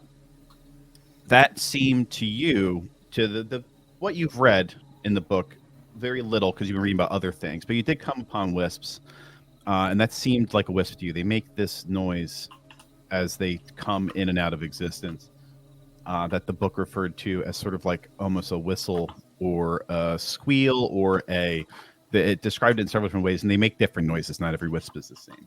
But the appearance, just this little like kind of strange fireball, and the noise as it kind of came out of existence, makes you think that it was probably a wisp. Now, on a 22, you know that wisps can be viewed as either a good or bad omen, but they tend to try to lure people into the Feywild or perhaps lead people out of danger. Sort of like at random. There's really not like a rhyme or reason to their actions, but sometimes they can be by some cultures or by some communities, rather, maybe more specifically, they would perhaps be viewed as a good omen. By most, I would say, they're typically viewed as a bad omen, something to avoid. Man, I think you just killed a wisp. I don't know if that's good or bad. I don't know if killing a bad omen is good or if it means that there is a bad omen, but... On a 22, you do see that there's a runic carving at the base of the stones where it meets the ground. Like just above there is this kind of scattered earth beneath the stones, and there is some runic carvings into the stone. On a 22... you do believe that it is written in the language of the Fae. If I cast comprehend languages, would I be able to read it? You would. Okay, I will do that.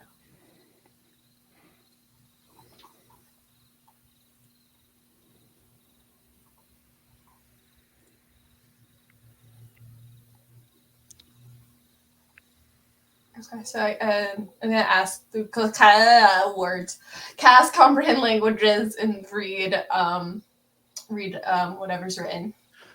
It says, "Here lies Jean-Francois de Moranc. May he hunt in death as he did in life." Holy shit! Wait, was that one? That was one of the hunters, right? Oh, Yes. That was one of the dinner hurrah. What was it called? One of the dinner John. boys. Yeah. Doolhan. That's Doolhan. This is probably like reading out like, here lies John from I don't know. Sounds familiar though. May he hunt in death or something in sleep as he did in life. Wait, so yeah, that was the first one on my list of potential Doolhans to kill. Oh, is he here? Is his body buried here? Is that what? Maybe, yeah. Were you reading on the lantern itself or on the an engraving on the stone circle? The engraving that she just read is on the central stone circle. Okay, got it. It is on the stone towards the base of the stone, above some it looks like disturbed ground. Yeah, I'm gonna put the lantern back and I'm gonna walk away. Wait, disturbed ground, you said? Wait, Yeah. disturbed? No, ground? you didn't disturb the ground. The ground looks disturbed. Yeah, that's what I'm asking. So it looks like a body crawled out of the ground. It's probably a space about 5 feet Mm, of ground that's like newly sort of, dug over. There is like weeds and stuff and like purple little flowers growing out of it. So, but it's like raised and it looks like kind of tilled earth, sort of. It's like a mound. There's like a mound of earth that's probably about 5 feet, circular kind of shape, that is slightly concave in the middle. Are there like footsteps or like boot prints leading away from this? Give me an investigation check and or survival. Okay. Bardic Inspiration. Oh, it's pretty good. Okay, Bardic Inspiration. Okay. Yeah. Okay, one sec. 22 or 23. As you begin to look around the stone circle for signs of other disturbances, you don't find any marks, any tracks or anything that would lead you to believe that somebody has like recently moved around here. But you do find other runic carvings at the bottom of the other pillars. Hey, Venley, come read this stuff. Okay, I'm gonna go over and read it. So you go over to the stone that's like directly to the left. It's the first one that Soleil sees. It's covered. There's like kind of like these purple and blue flowers that are growing at the base of the stone that kind of cover the runic carving slightly. But you kind of push it down, and it says 1 for the head he lost in death.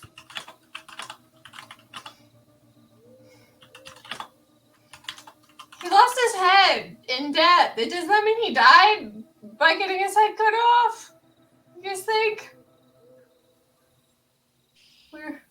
He got his head cut off?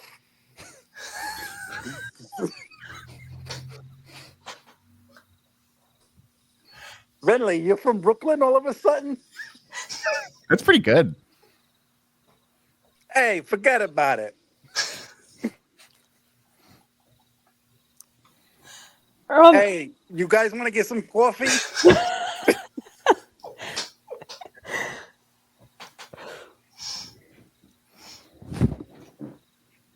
Venley, there's more to read. Okay. He might have lost his head. I don't know. Okay. Point me in the direction. I'm really bad at seeing things. You go to the next stone. You kind of go in a clockwise fashion. The next stone says 2 for the family he couldn't protect in life.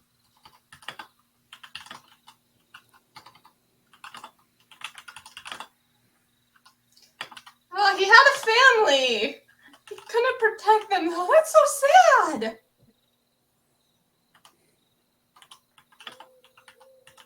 Is there more? There's 6 stones. Oh, okay. Then I'm just gonna go to the next one.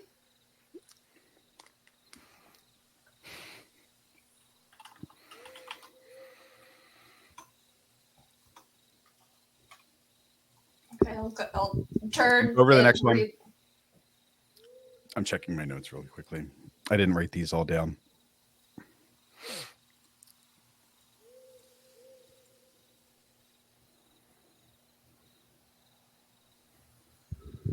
Three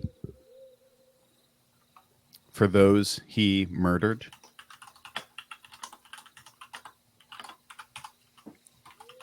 Okay, I'll go to the next one.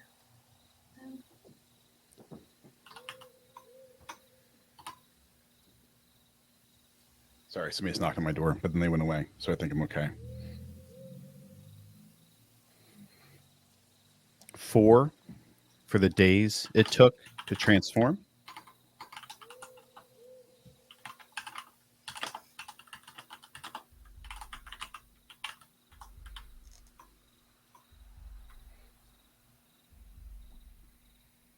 5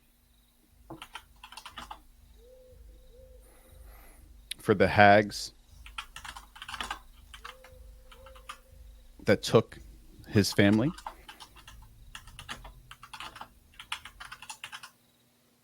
6 for the centuries he will serve. So he's gonna maybe serve 6 centuries? Hey, that's a lot of centuries. You know what I'm saying? Guys, this is it.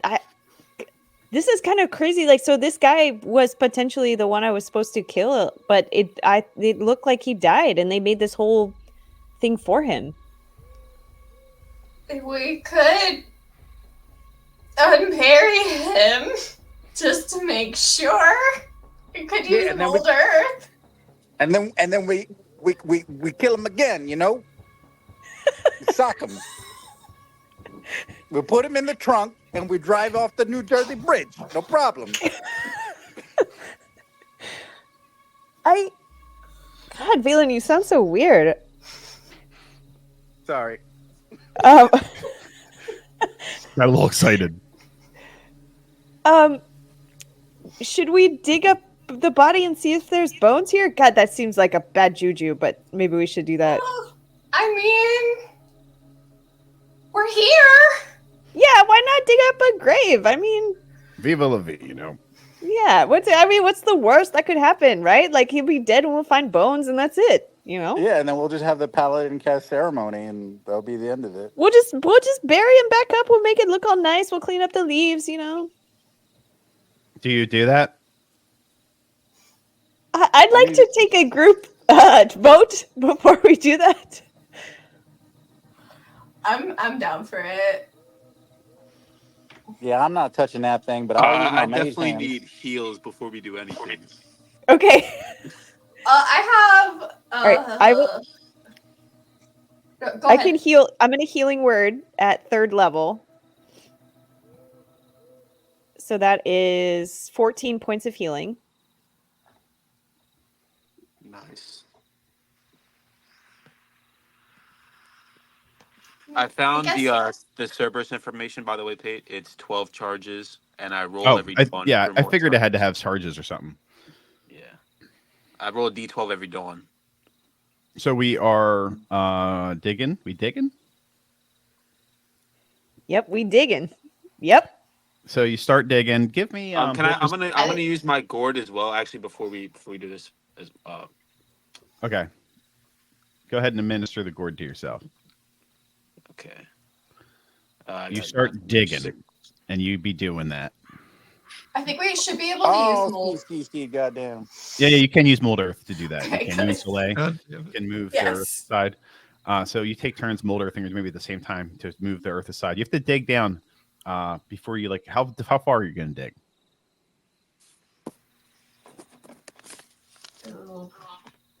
I don't know, like 10 feet? Okay, it actually is 10 feet. Listen, this guy could be. I might need to kill him. I mean, I need to know. You dig and keep moving earth aside until you create a space 6 feet long by maybe 4 feet wide, 10 feet down. At the bottom of that trench, there are 3 skeletons. One of like a smaller person, probably between the ages of 3 and 5. One full-grown adult skeleton, fully intact, that's sort of like cradling the little one between 2 skeletons, and then a 3rd skeleton that has no head, and the skull is missing, who is buried beside them, holding them. Oh, that's awful. Bentley, we should put the dirt back. Oh, this is terrible. Okay. Can I ready in action? Like pointing the gun at it. Yeah, you can. You can. Yeah. Is there anything of value in there? No.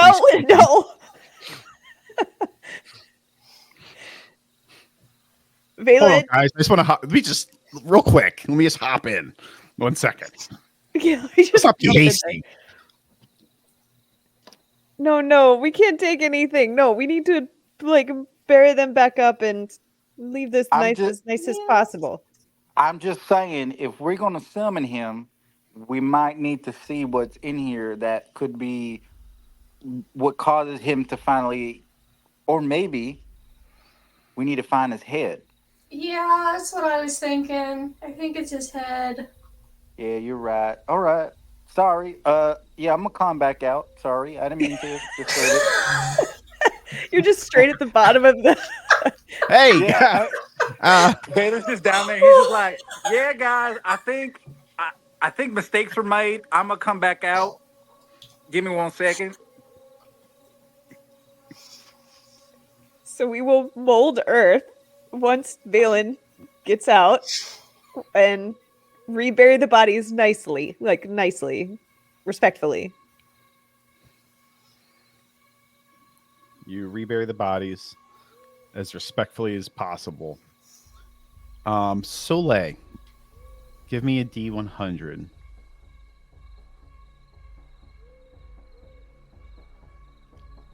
Fucker's coming out of the tree. I've seen Sleepy Hollow. I know what happens next.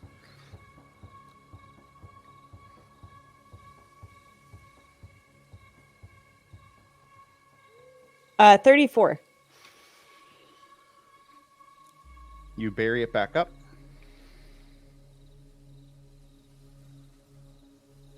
Nothing happens. Okay. Okay. Hey guys, I feel fine. I think it's okay. We just need to find the guy's head, you know? Maybe I can, if we don't find it anytime soon, I can try to, I don't know, read in a book about these guys and see if there's anything, like maybe this is a ceremony or like a ritual that they do to become what they are. Do you feel like you might have read information on Dual Hands? I would have wanted to, like, between going from Gold You can either give Shore? me a new Arcana check and or history, whichever one is better. And you can or you can keep the old one. That's up to you. Yeah, 22 before, which is pretty good. I think I want to keep that one because that was with Bardic Inspiration, and I only have a +1 to both Arcana and History. So you succeeded up to a 20, which is pretty good. So you would know, like, the most important thing, the top thing, would be that all of the Doulahan are buried. Their burial grounds are these stone circles, which acts as a connection to the material plane. There is an identical tree like this in the material plane from which he's not here, so he's there. Okay, so this is like where we would need to like kill him.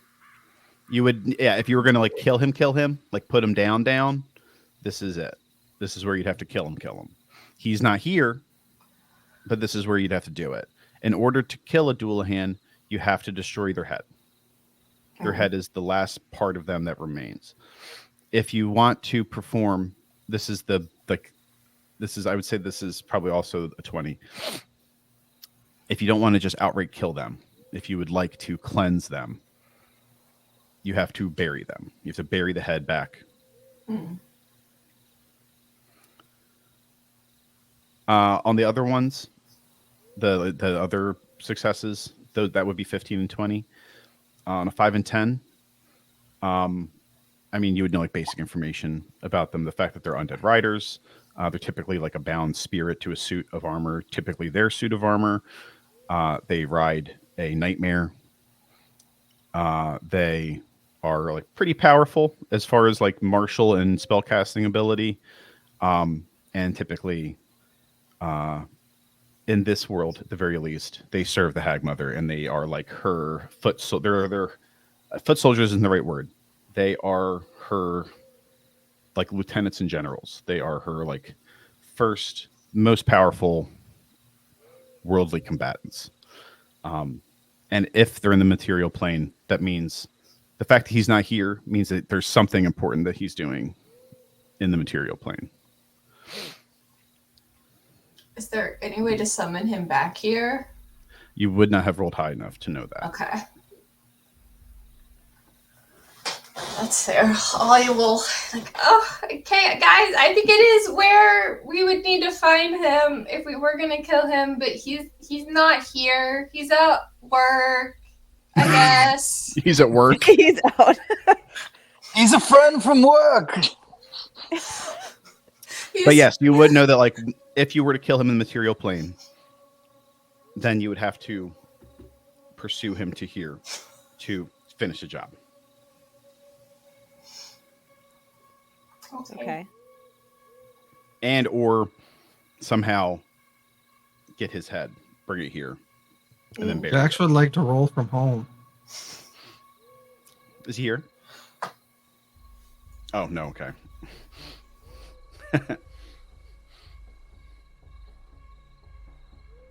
Well, we can like put a pin in the map, we know where this is. If we need to come back, I guess. I will keep an eye out. You guys, if you could keep an eye out for like a skeleton head, that would be great. Maybe we'll just come across it, in the woods. Who knows? Yeah, are there any other like trees like this? It sounds like they're all gonna have like a burial site like this. What if we disturb all of these wisps here on these lanterns? Would that summon it? Think that would work? I don't know. I mean, why don't you know what? You go for it, Valen. Why don't you already did one. Why don't you give it a shot, I'm All not right, touching them. I'll grab another lantern. As the wisp leaves the lantern. Okay. I'll grab a third one. Wisp leaves the lantern. I think we're releasing something, guys. Yeah. How many lanterns are there on this tree? There's 6. There's 6. Fuck it, you're halfway there. All right, I'll do 4, 5, and 6 real quick. 1, 2, 3. Woo, woo, woo. There's a wisp's leave. A thick fog begins to pour out of the base of the tree. Let's go. You hear somewhere in the distance, and then the clop of hoofs. Okay, here we go. Hell yeah. Was not Let's- expecting this. Let's take a 5. Fuck yes! All right, Dude, so we take this fucking Sleepy headless Hollow- horseman Yes. and then a Sleepy big ass Hollow wolf. is my We got favorite this. movie. Yes. Let's go. Let's do it. It's freaking Halloween. I'm ready. I'm so excited, I'm guys. really hoping I can get that nightmare though.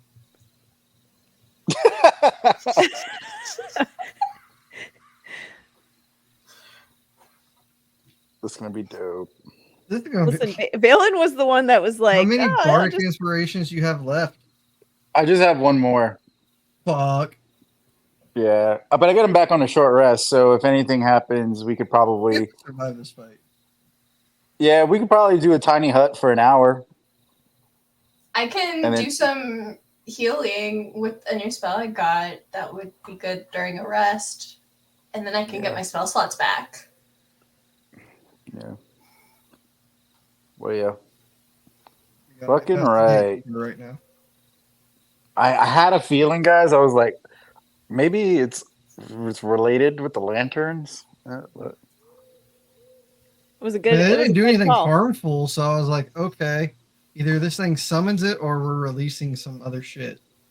Yeah, that was my fear, is that we're gonna like the wolf, instead of one wolf, we're fighting 6 wolves, like the big ones. God. That would have But been awful. I'm glad my intuition came through. Nice. Now we All right, can guys. Let's, fight a dual hand. Yeah. yeah, we can hopefully get closer to finding out if that's gonna help Soleil. So do you think you need to destroy the body or bring the head back to the grave to like release it? He said if we kill him here, then he's donezo's. But it's either that or return the head if we didn't want to kill him. But I don't know if he shows up. I don't know. Bye, bitch. Like, Bye, bitch. gots to go. Hey, bitch.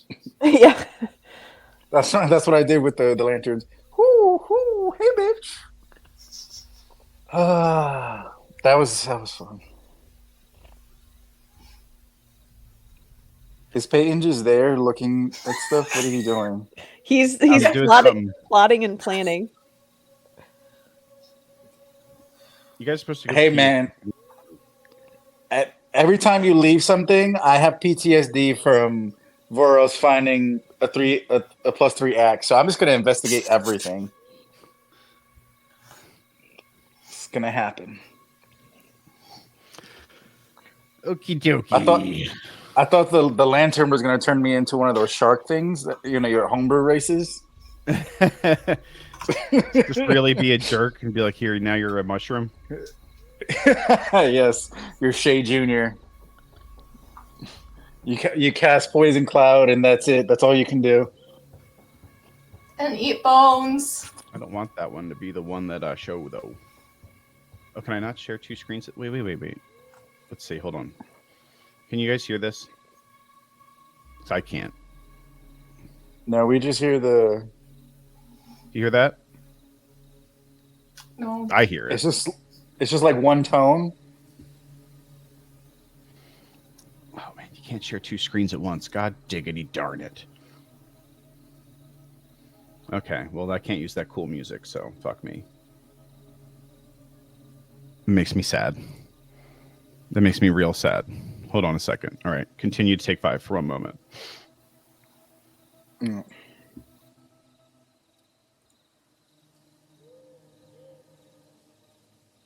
Where is? There it is.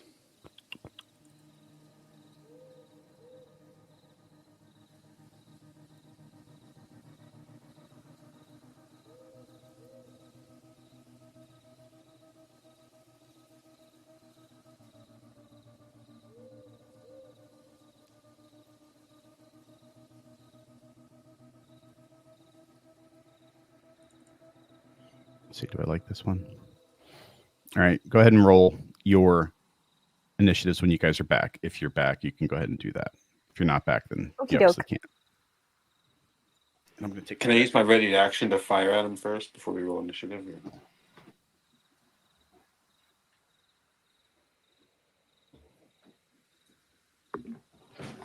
You can certainly try.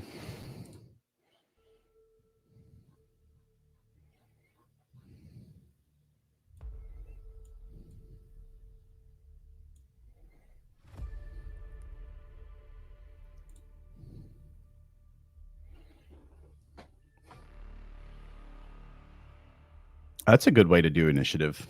Very smart. Give me 1 second, but I'm going to use the special ability of the service. How far is he away from me? You actually can't see him yet, as a matter of fact, so you cannot use that ready to action for the record. Okay. Never mind. What happened? I forgot. What'd you say?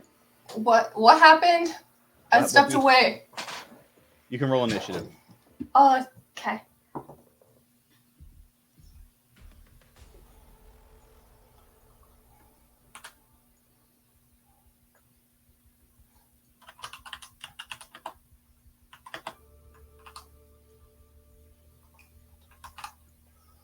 What the flippity flop? There we go.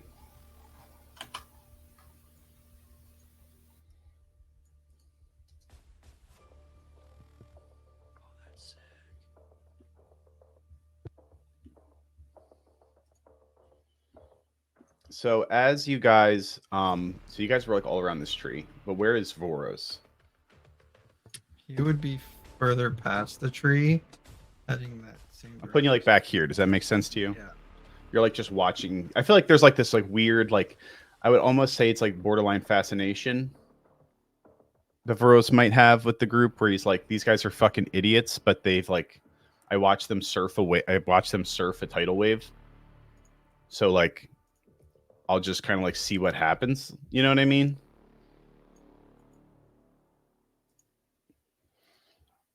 So like, I feel like there's a lot of like observation. Like he'll just kind of like Very quickly becoming like the Guardians of Galaxy.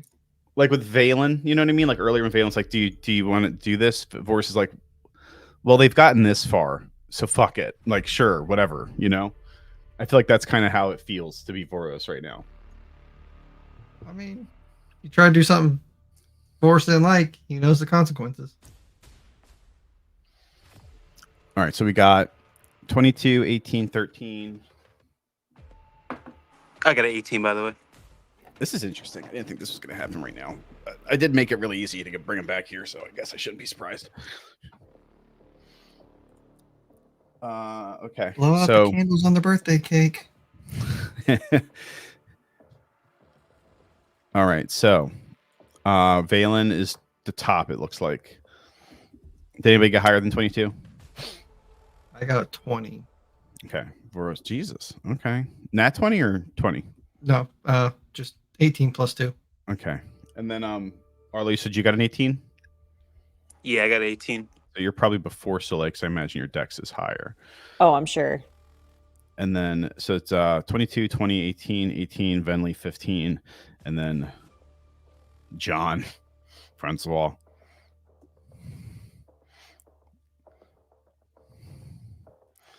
At 17. And then Venley. Valen. You can hear the noise of this creature manifesting somewhere near you as that thick fog rises. The air immediately within this fog becomes very cold. You can feel how, like, the fog touching you. You can actually almost see, like, your skin immediately kind of like lose some of its color. And at this point, maybe some ice crystals kind of starting to spread across the top of your arms. At the beginning of your turn, give me a Constitution saving throw.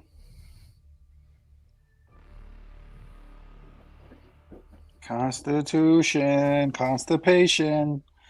15. Biff tiddly doodah. You failed. Fuck yes. Let's go. I mean, what? You take 9 points of cold damage. Shit. Okay. As your arms begin the first sign to take to this, like, incredibly brittle cold air, you lose 5 feet of movement speed. Sweet. Okay. Can I make an action now, or You need to give me. I'm going to allow you to do a perception check. Okay. Perception. As a free, I'm just giving it to you, a freebie, because you're going to need it. Oh man, I rolled bad. I rolled an 8. You can hear the sounds of the clip clop of the hooves and the horse in the distance, kind of braying, and it sounds like incredibly loud. And it's kind of like almost like it's echoing off the stones or something.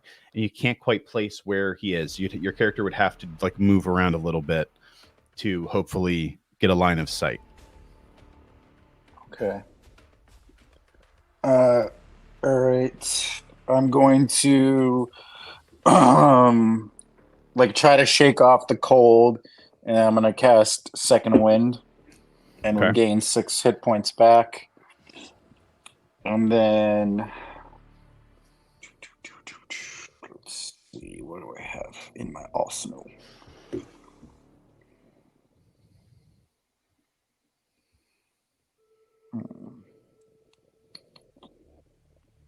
All right. You said I can hear the clip clop, right? Yeah, you can hear the sounds of the horse. You can't see it, and you can't quite discern direction from the sounds. It almost sounds like it's emanating from all around you. Okay. So you're going to have to do a little bit of experimentation with your movement to try to maybe gain a line of sight, or to just place yourself somewhere where you feel comfortable. Okay. I will.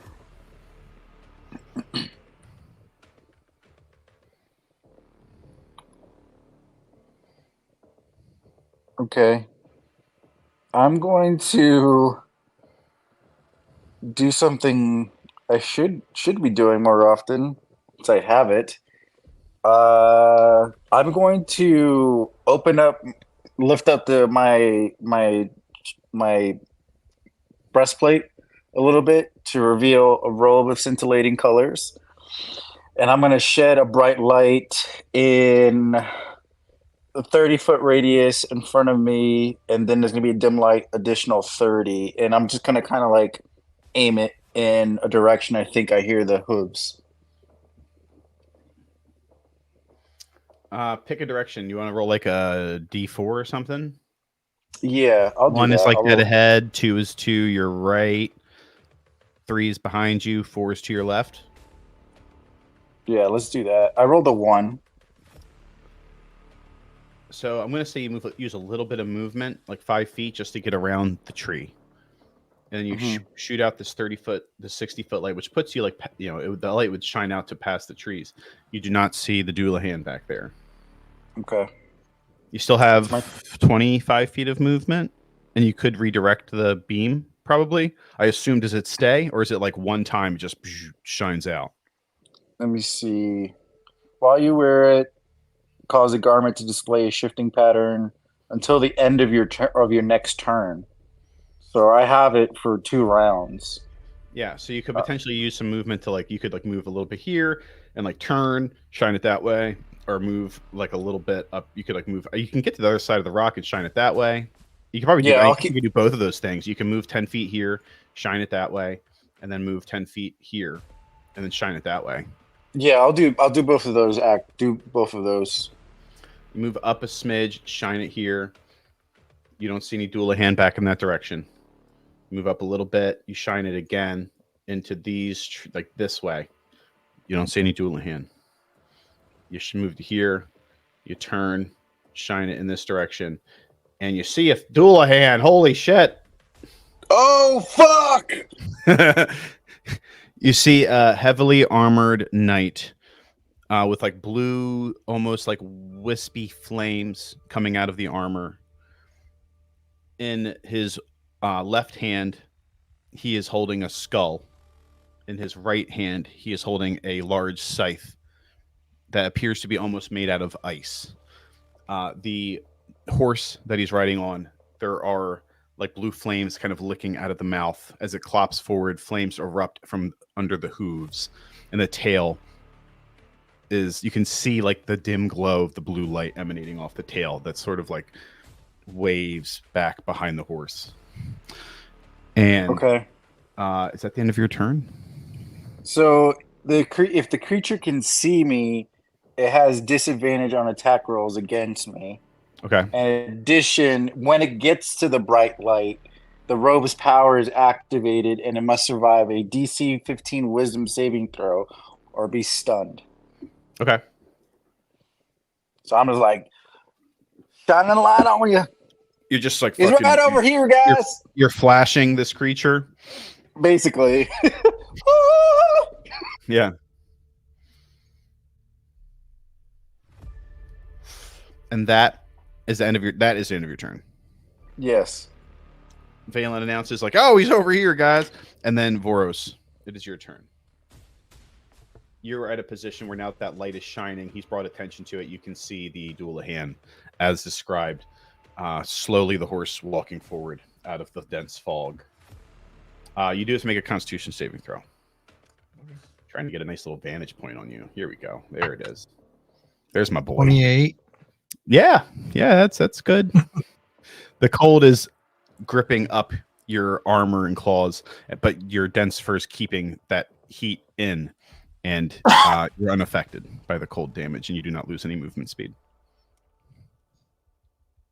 Forrest, you got a 20. That's right. Have you ever drank Bailey's from a shoe? Okay. So, do you love me? Do you think you could love me? I'm on Greg. It's Tom's birthday tonight, and he is on another one. No shit, right? He's at a different level right now. Yeah. Valen is I don't want to be attached to this bitch anymore. Can I move? Get me out of here. Is Valen a few steps up in front of me, or is he lined up with me? He is 5 feet ahead of you, and then if you were to get right next to him, you have to go essentially 10 feet. You have to go 5 feet forward, 5 feet to your right. I see the whole like beam of light from the armor, so I'm gonna go right to the edge of that 30 feet radius where The there's bright light. yeah. Your movement speed's 35, right? Yeah. So So technically you it should can be get right to the edge, yeah. yeah. If I'm not mistaken. He's going to take the Dreadlord Greatsword out and kind of just hold it like a baseball bat and hold his action for that fucker to get closer. All right. That is a 20. Out of the fog, you begin to hear wails as the fog begins to take form.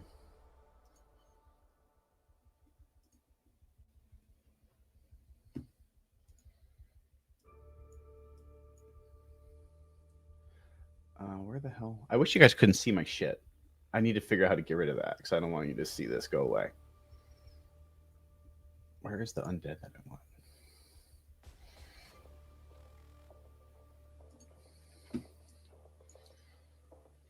There we go.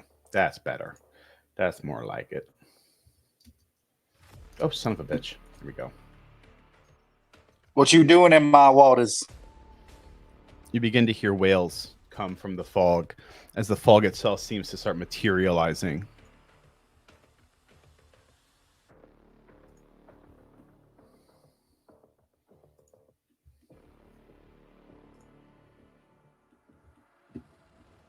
As these like wailing spirits that seem to just kind of be like these wispy flowing humanoids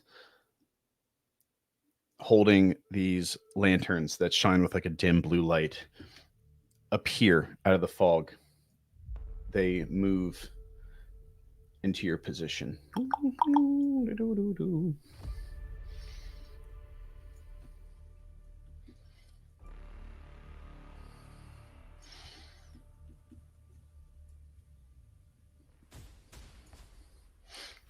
The three here, Arlo, Soleil, Venley, you guys have to make 3 Constitution saving throws. Oh fucking god! Voros, you have to make a We Constitution each saving throw. we each have to make 3. Yeah, that's right. I've rolled real bad. Really heavy for what I think they are. Otherwise, we are super fucked. Yeah, I failed 2 of them. Well, the third one I got 15. 24. You don't know what these guys are going to do. Voros, you succeed. You are going to take half damage. I got Which is just 6 damage for Voros. 6 points of cold damage. The saving throw is a 15. okay. How many times did you fail or not fail? I failed twice. I failed twice. Orlo? Twice. Oh, that's convenient. So you take 5 points on 1. 5 points of cold damage. It's half. I have resistance to cold damage. So then you would take 3. Okay. So that is 13 on the next one. Venley, that's half of that, which is 7. Okay. As these creatures get closer to you, they open up that lantern, and this like blue cold flame washes over you. You, as it washes over, you feel this incredible, dense coldness kind of wash over your body. Your movement speed is lowered by 10, and you cannot benefit from healing. 8, Wait. 10. Wait. Just can't benefit from healing at all? You can't benefit from healing. You 3 can't. And then God. the third one hits you with another. It's 10 points of cold damage halved for Venley for 5. And you cannot benefit from healing. You can make Constitution saving throws at the start of each of your turns. I got 15 feet of movement now. And that's the end of the lair. So that is then Arlo's turn.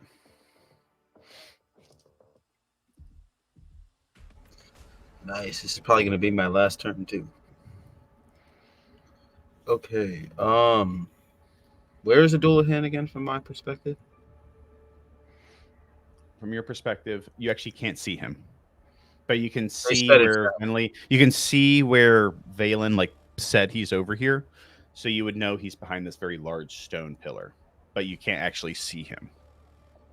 Okay, so -10. I still have 35 feet of movement. How close can I get to where Vorus is?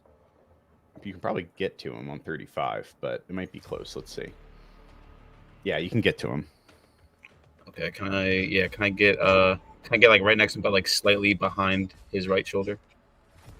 Yeah. All right, and then we're gonna aim for the dual hand, and I'm gonna use the Cerberus ability. All right. Okay. So each shot has to hit, right? All 3 charges have to hit. That's right. Yeah. So it's 3 separate ranged attacks, but it's 1 attack. Action. Okay. I got a 26, 22, and an 18. 18 doesn't hit. The 26 and 22 do hit. Can I use a key point on the 18 to make it a 20? You can, and that would hit. Okay. And then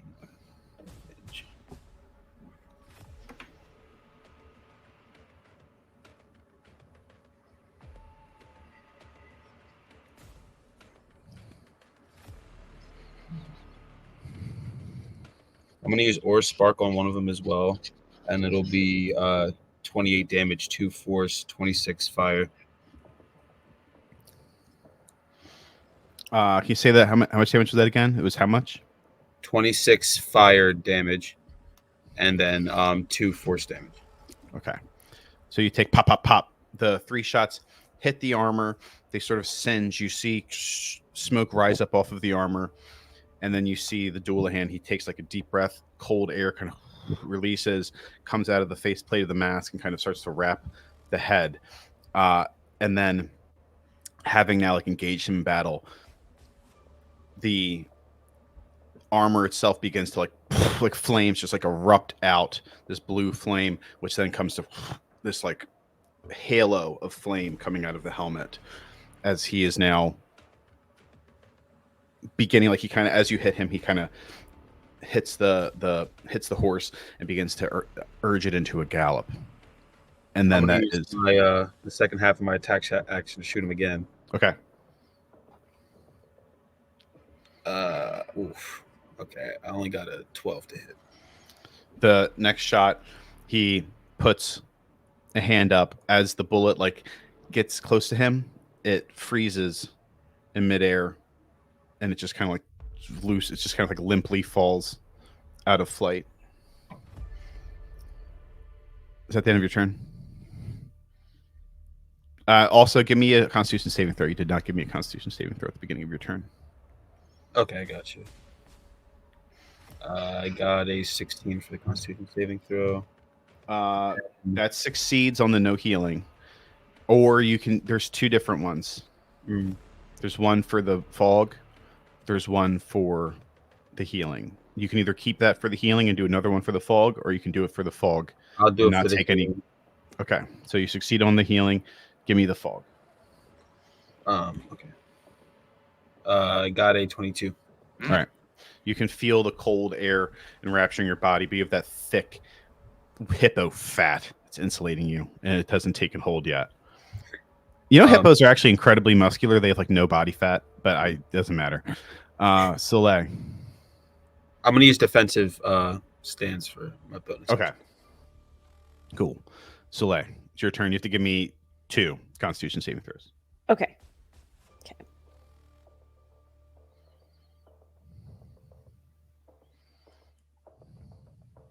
Oh, both succeed. What would you get? Are they So high? I got 16 plus 4 and a 13 plus 4. Okay, cool. So the healing's done. And again, furred people, very insulated. You can feel the cold getting into your flesh, but it hasn't yet gotten hold. Now it's the start of your turn. Okay. I would like to grab Venli and pull her up on the broom. Give me an athletics check to see whether or Ooh. not this is a bonus action or an action. Okay. Okay. Yeah, if it's an action, I won't do it. No, it was like a 2 plus. Would you say acrobatics 7?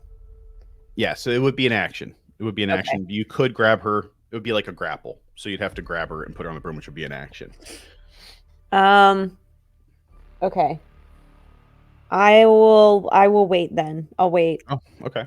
Like can I go up on the broom by myself then? Yeah, you can get like, you want to like go up in the air a little bit? Yeah, go up like 20 feet. And just so I can get a better vantage point. And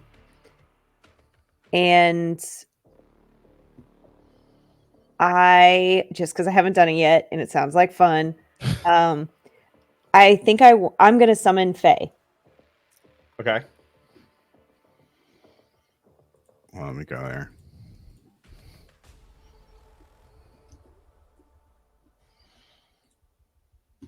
I did pull up the stat block and I am going to choose Mirthful.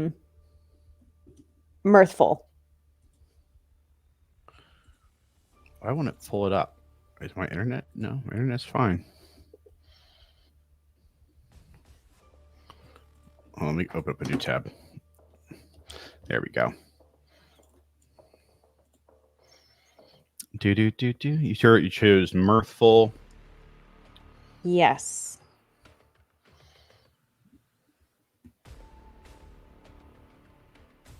And I'd like to summon it right next to Venli.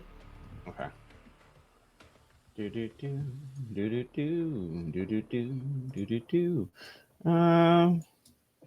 Little fairy lady.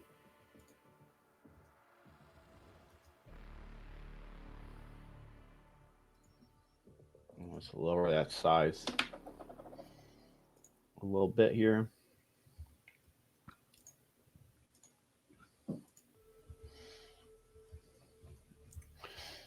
So you, being in the Feywild, are summoning a fairy into its own place. Yeah, just like bringing a friend along. You know? Yeah. As you pull the Fey energies, a flower like rapidly grows out of the ground, forming this like big bud. As it unfurls, a fairy is inside, which begins to flutter in the area around Venli, awaiting your command. So, can those little things be charmed? You can try. So, my fairy lady will try to charm whatever the closest nasty is. It's going to try to charm whichever one is like closest. Yes. All right, let me see here.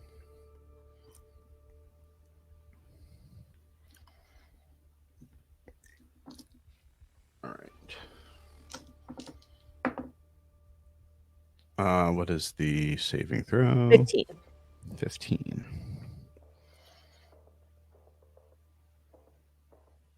It does succeed. So the target is charmed by you and the fairy.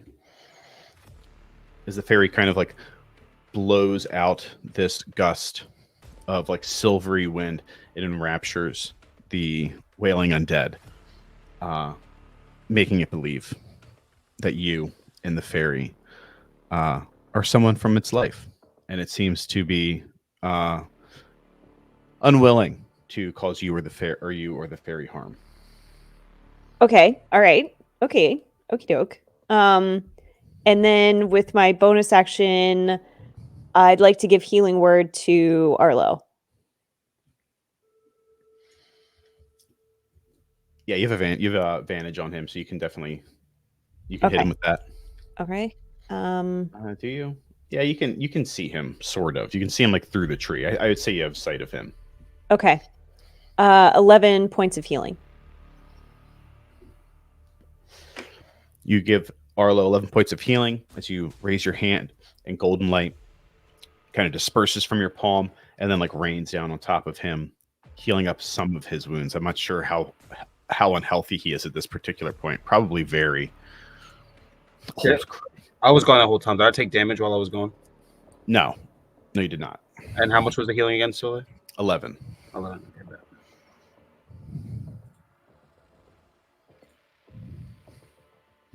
And Slay's at the end of your turn. Yes. All right, so that makes it Bone Daddy's turn.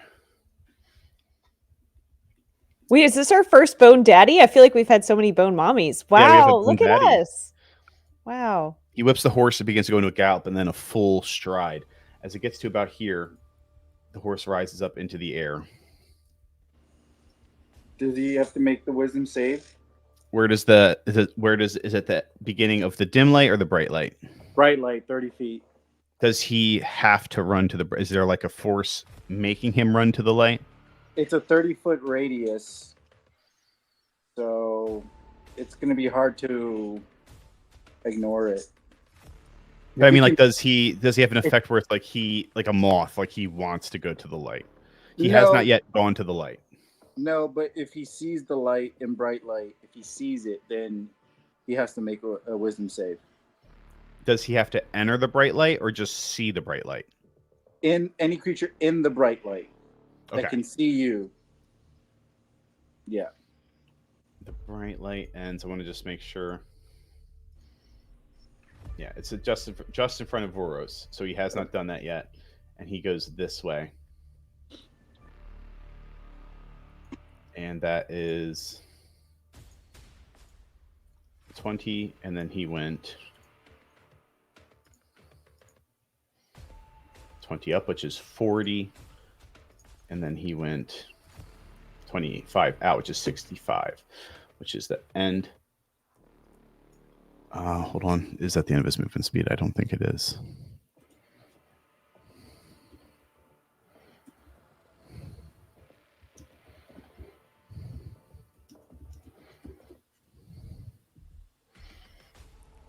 Yep. He's going to go to Soleil. And then he's going to take 3 attacks.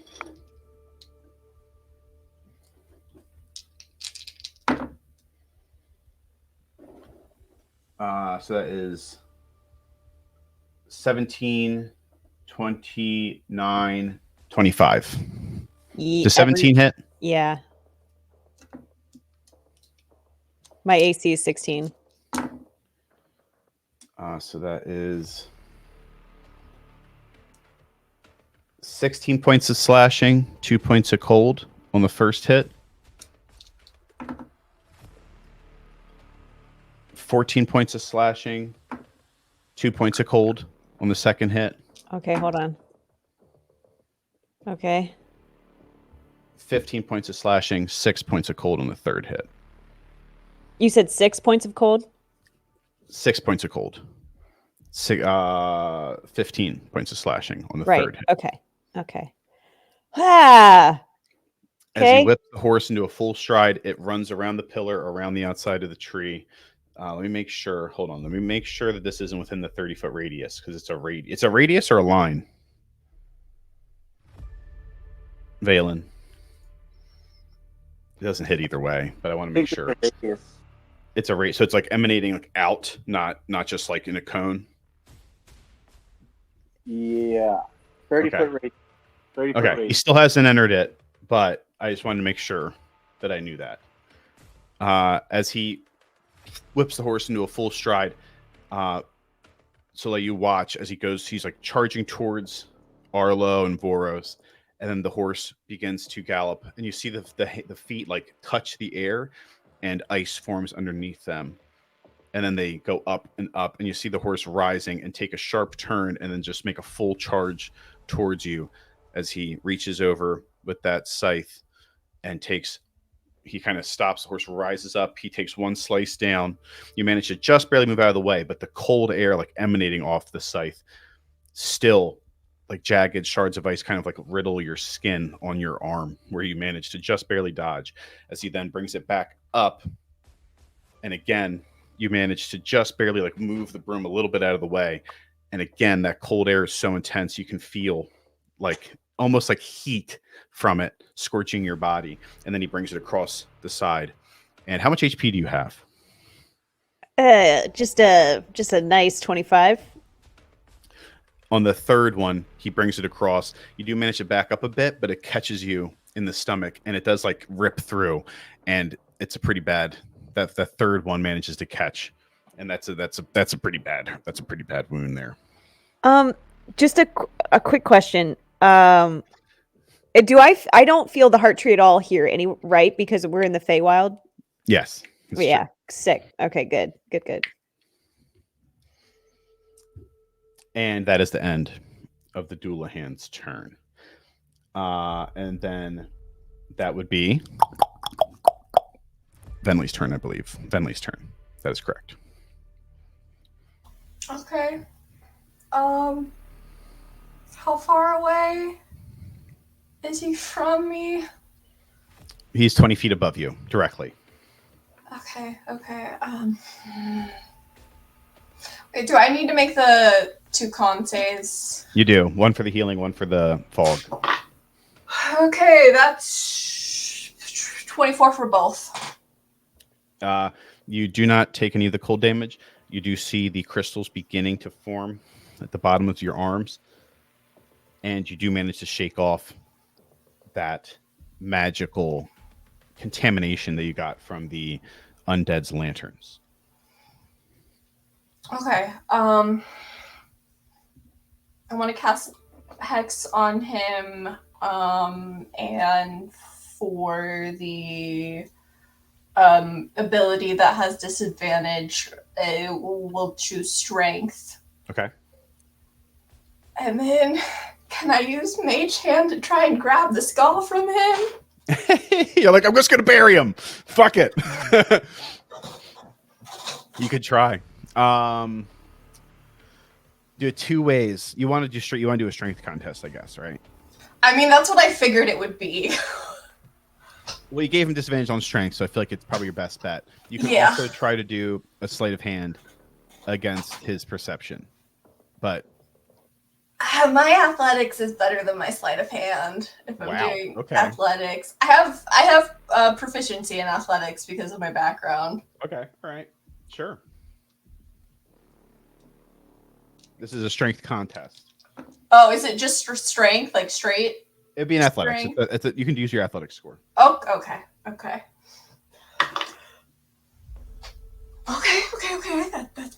pretty good. I got 22. With disadvantage, you got a 20. Let's go, Finley! As you reach your rainbow-colored hand up, it goes up, it grabs onto the skull. He looks down, and he tries to grasp it and pull away, but you manage to yank it from his hand and bring it.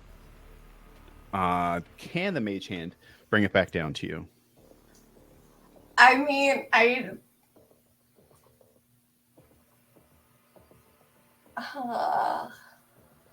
you can use your action to control the hand. You can use the hand to manipulate an object. You can move the hand up to 30 feet each time you use it. So it moved it up 20, and I guess it... You can come back down 10. Yeah. So the hand's in the mage hand. You do not yet have it in your own hand, but it's not in his. Yeah. Could I... You can football this thing around. This is the Guardians of the Galaxy, isn't it? Yeah. This is a Marvel movie now. Congratulations. We're about to have a dance-off. You don't even know.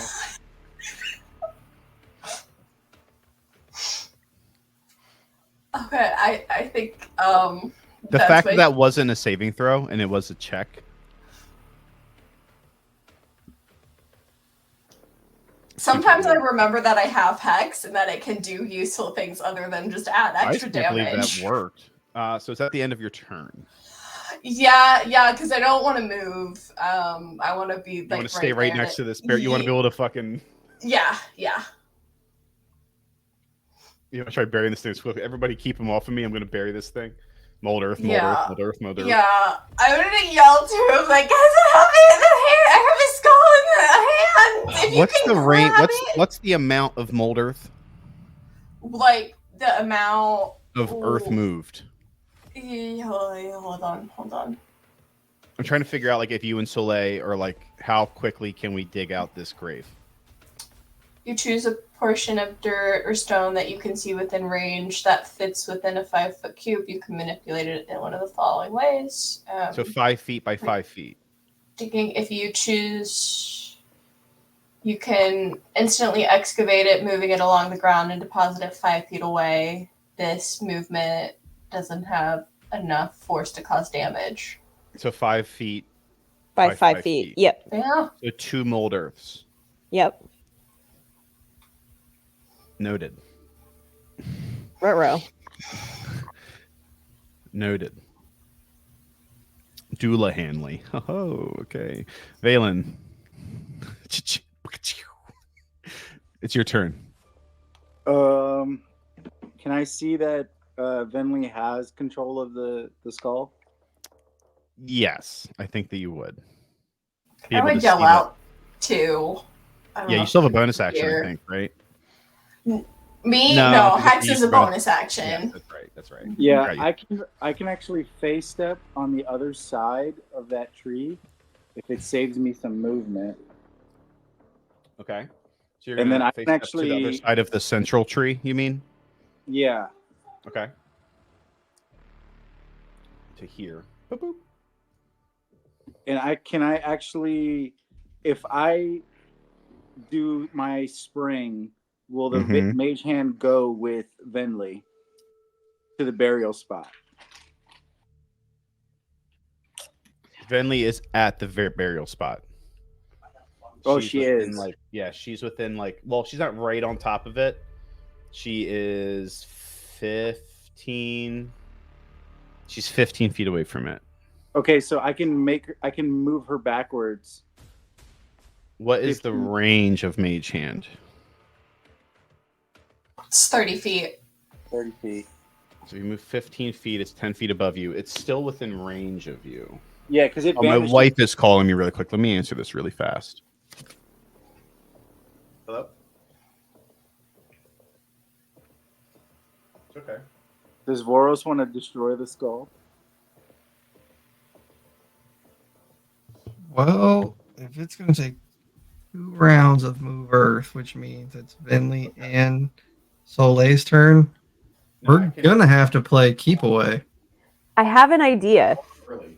This is on If I skyrocket myself as fast as I can, if I double dash with the broom, I could effectively, if I can grab the skull on the way down, I could literally just like throw myself into the dirt and drop it the extra 5 feet.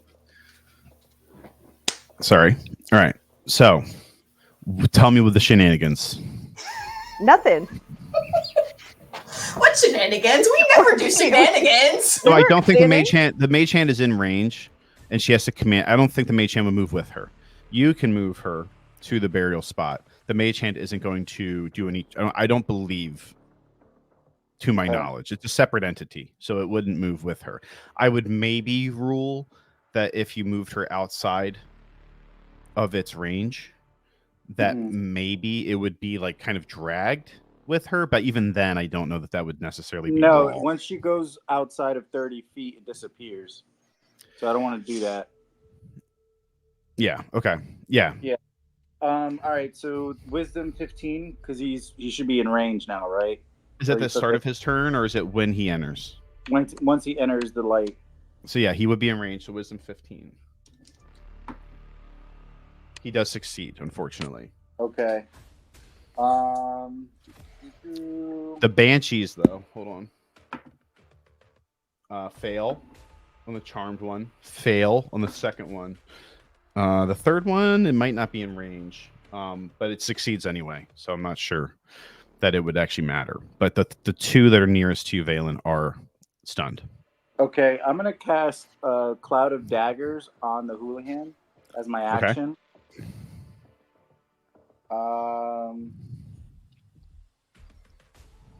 And there's no saving throw, so just 4D. Yeah. It's just. Is Cloud of Daggers immediate or is it at the start of his turn?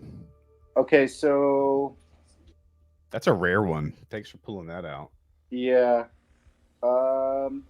So when you enter the spell on the first time on a turn, or you start your turn there. So I think it's gonna proc twice.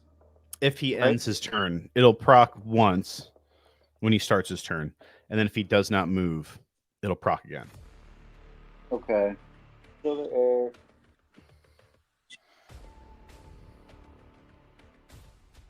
Oh, okay. So when it starts its turn there. That's when it has to take the 5d6, I think. Cloud Daggers is. 4d4. 4d4. But I could upcast it to do a 64. Okay. So I don't know if I want to do that. I'll just do 4d4 for now. Okay. 44. So he's surrounded suddenly by a field of these like spectral daggers that are like kind of spinning and hanging in place, threatening to cut him shortly in time. Yeah, I did. It will be 14 points of damage once I already rolled it. Okay. So I'll just cut that off now. So then, Voris, it's your turn. Fucking shit. Fucking flying. Bullshit. Okay.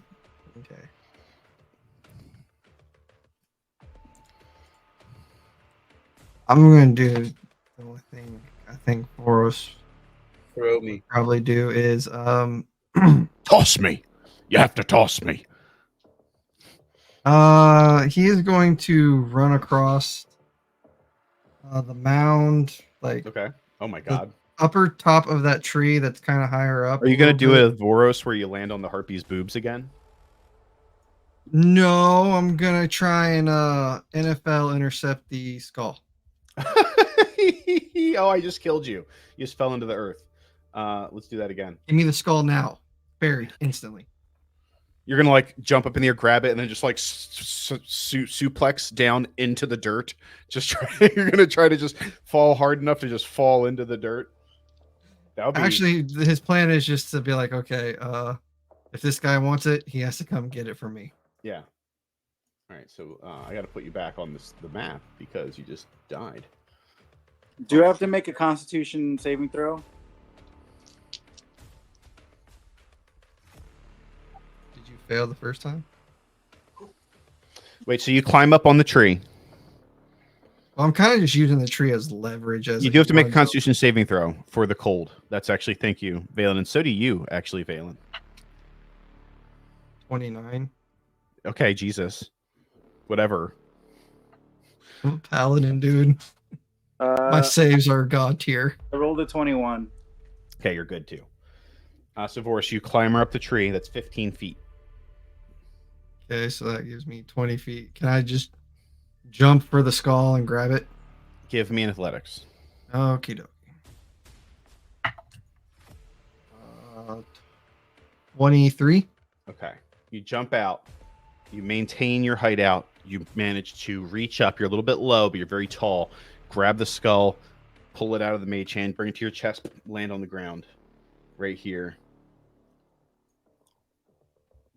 And you have, because you have a 23, I'm going to say that was the remaining. You still have 5 feet of movement speed.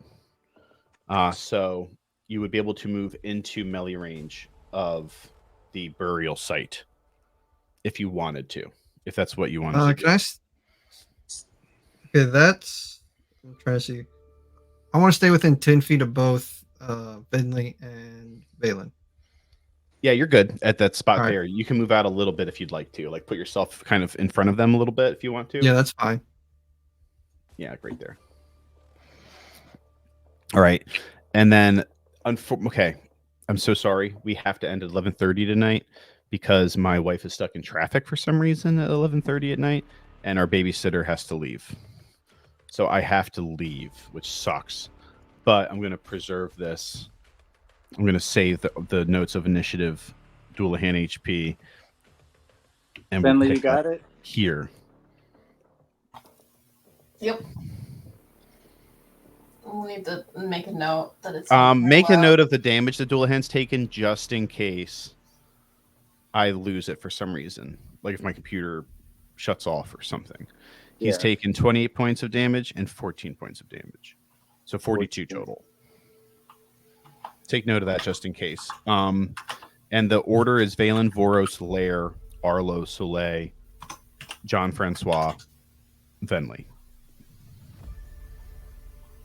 Jean-Francois. Jean-Francois. Yeah. Forget about it. Hey, forget about it. Hey, you want to go down to John's Deli and get an everything bagel? Hey, I want to put some schmear. Let me get a chopped cheese. I was walking around New York with my wife when we went all the way up to wherever the fuck we went, Salem or whatever.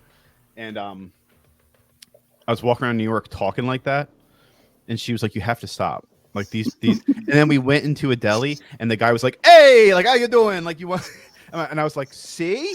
I was like, what the I was like, she fucking was pissed, man. I was like, you're the one who seems weird now. Mm-hmm. You're the freak show standing out, not me. Yeah. All right, guys. Good gaming. I wanted to stay until 12 so I could wish you happy birthday, but I'm just going to preemptively 30 minutes happy birthday. Thank you, guys. I'm going to send you a picture of my feet at exactly 12 o'clock. Okay. Gross. Cool. You got it. No need to thank me. I'm going to post it on my Only Toes. Don't worry. Yeah, you can preserve all of my feet pics to be like, you can make your own Only Toes account. All right, guys. Good night, everyone. Bye, Later. everyone.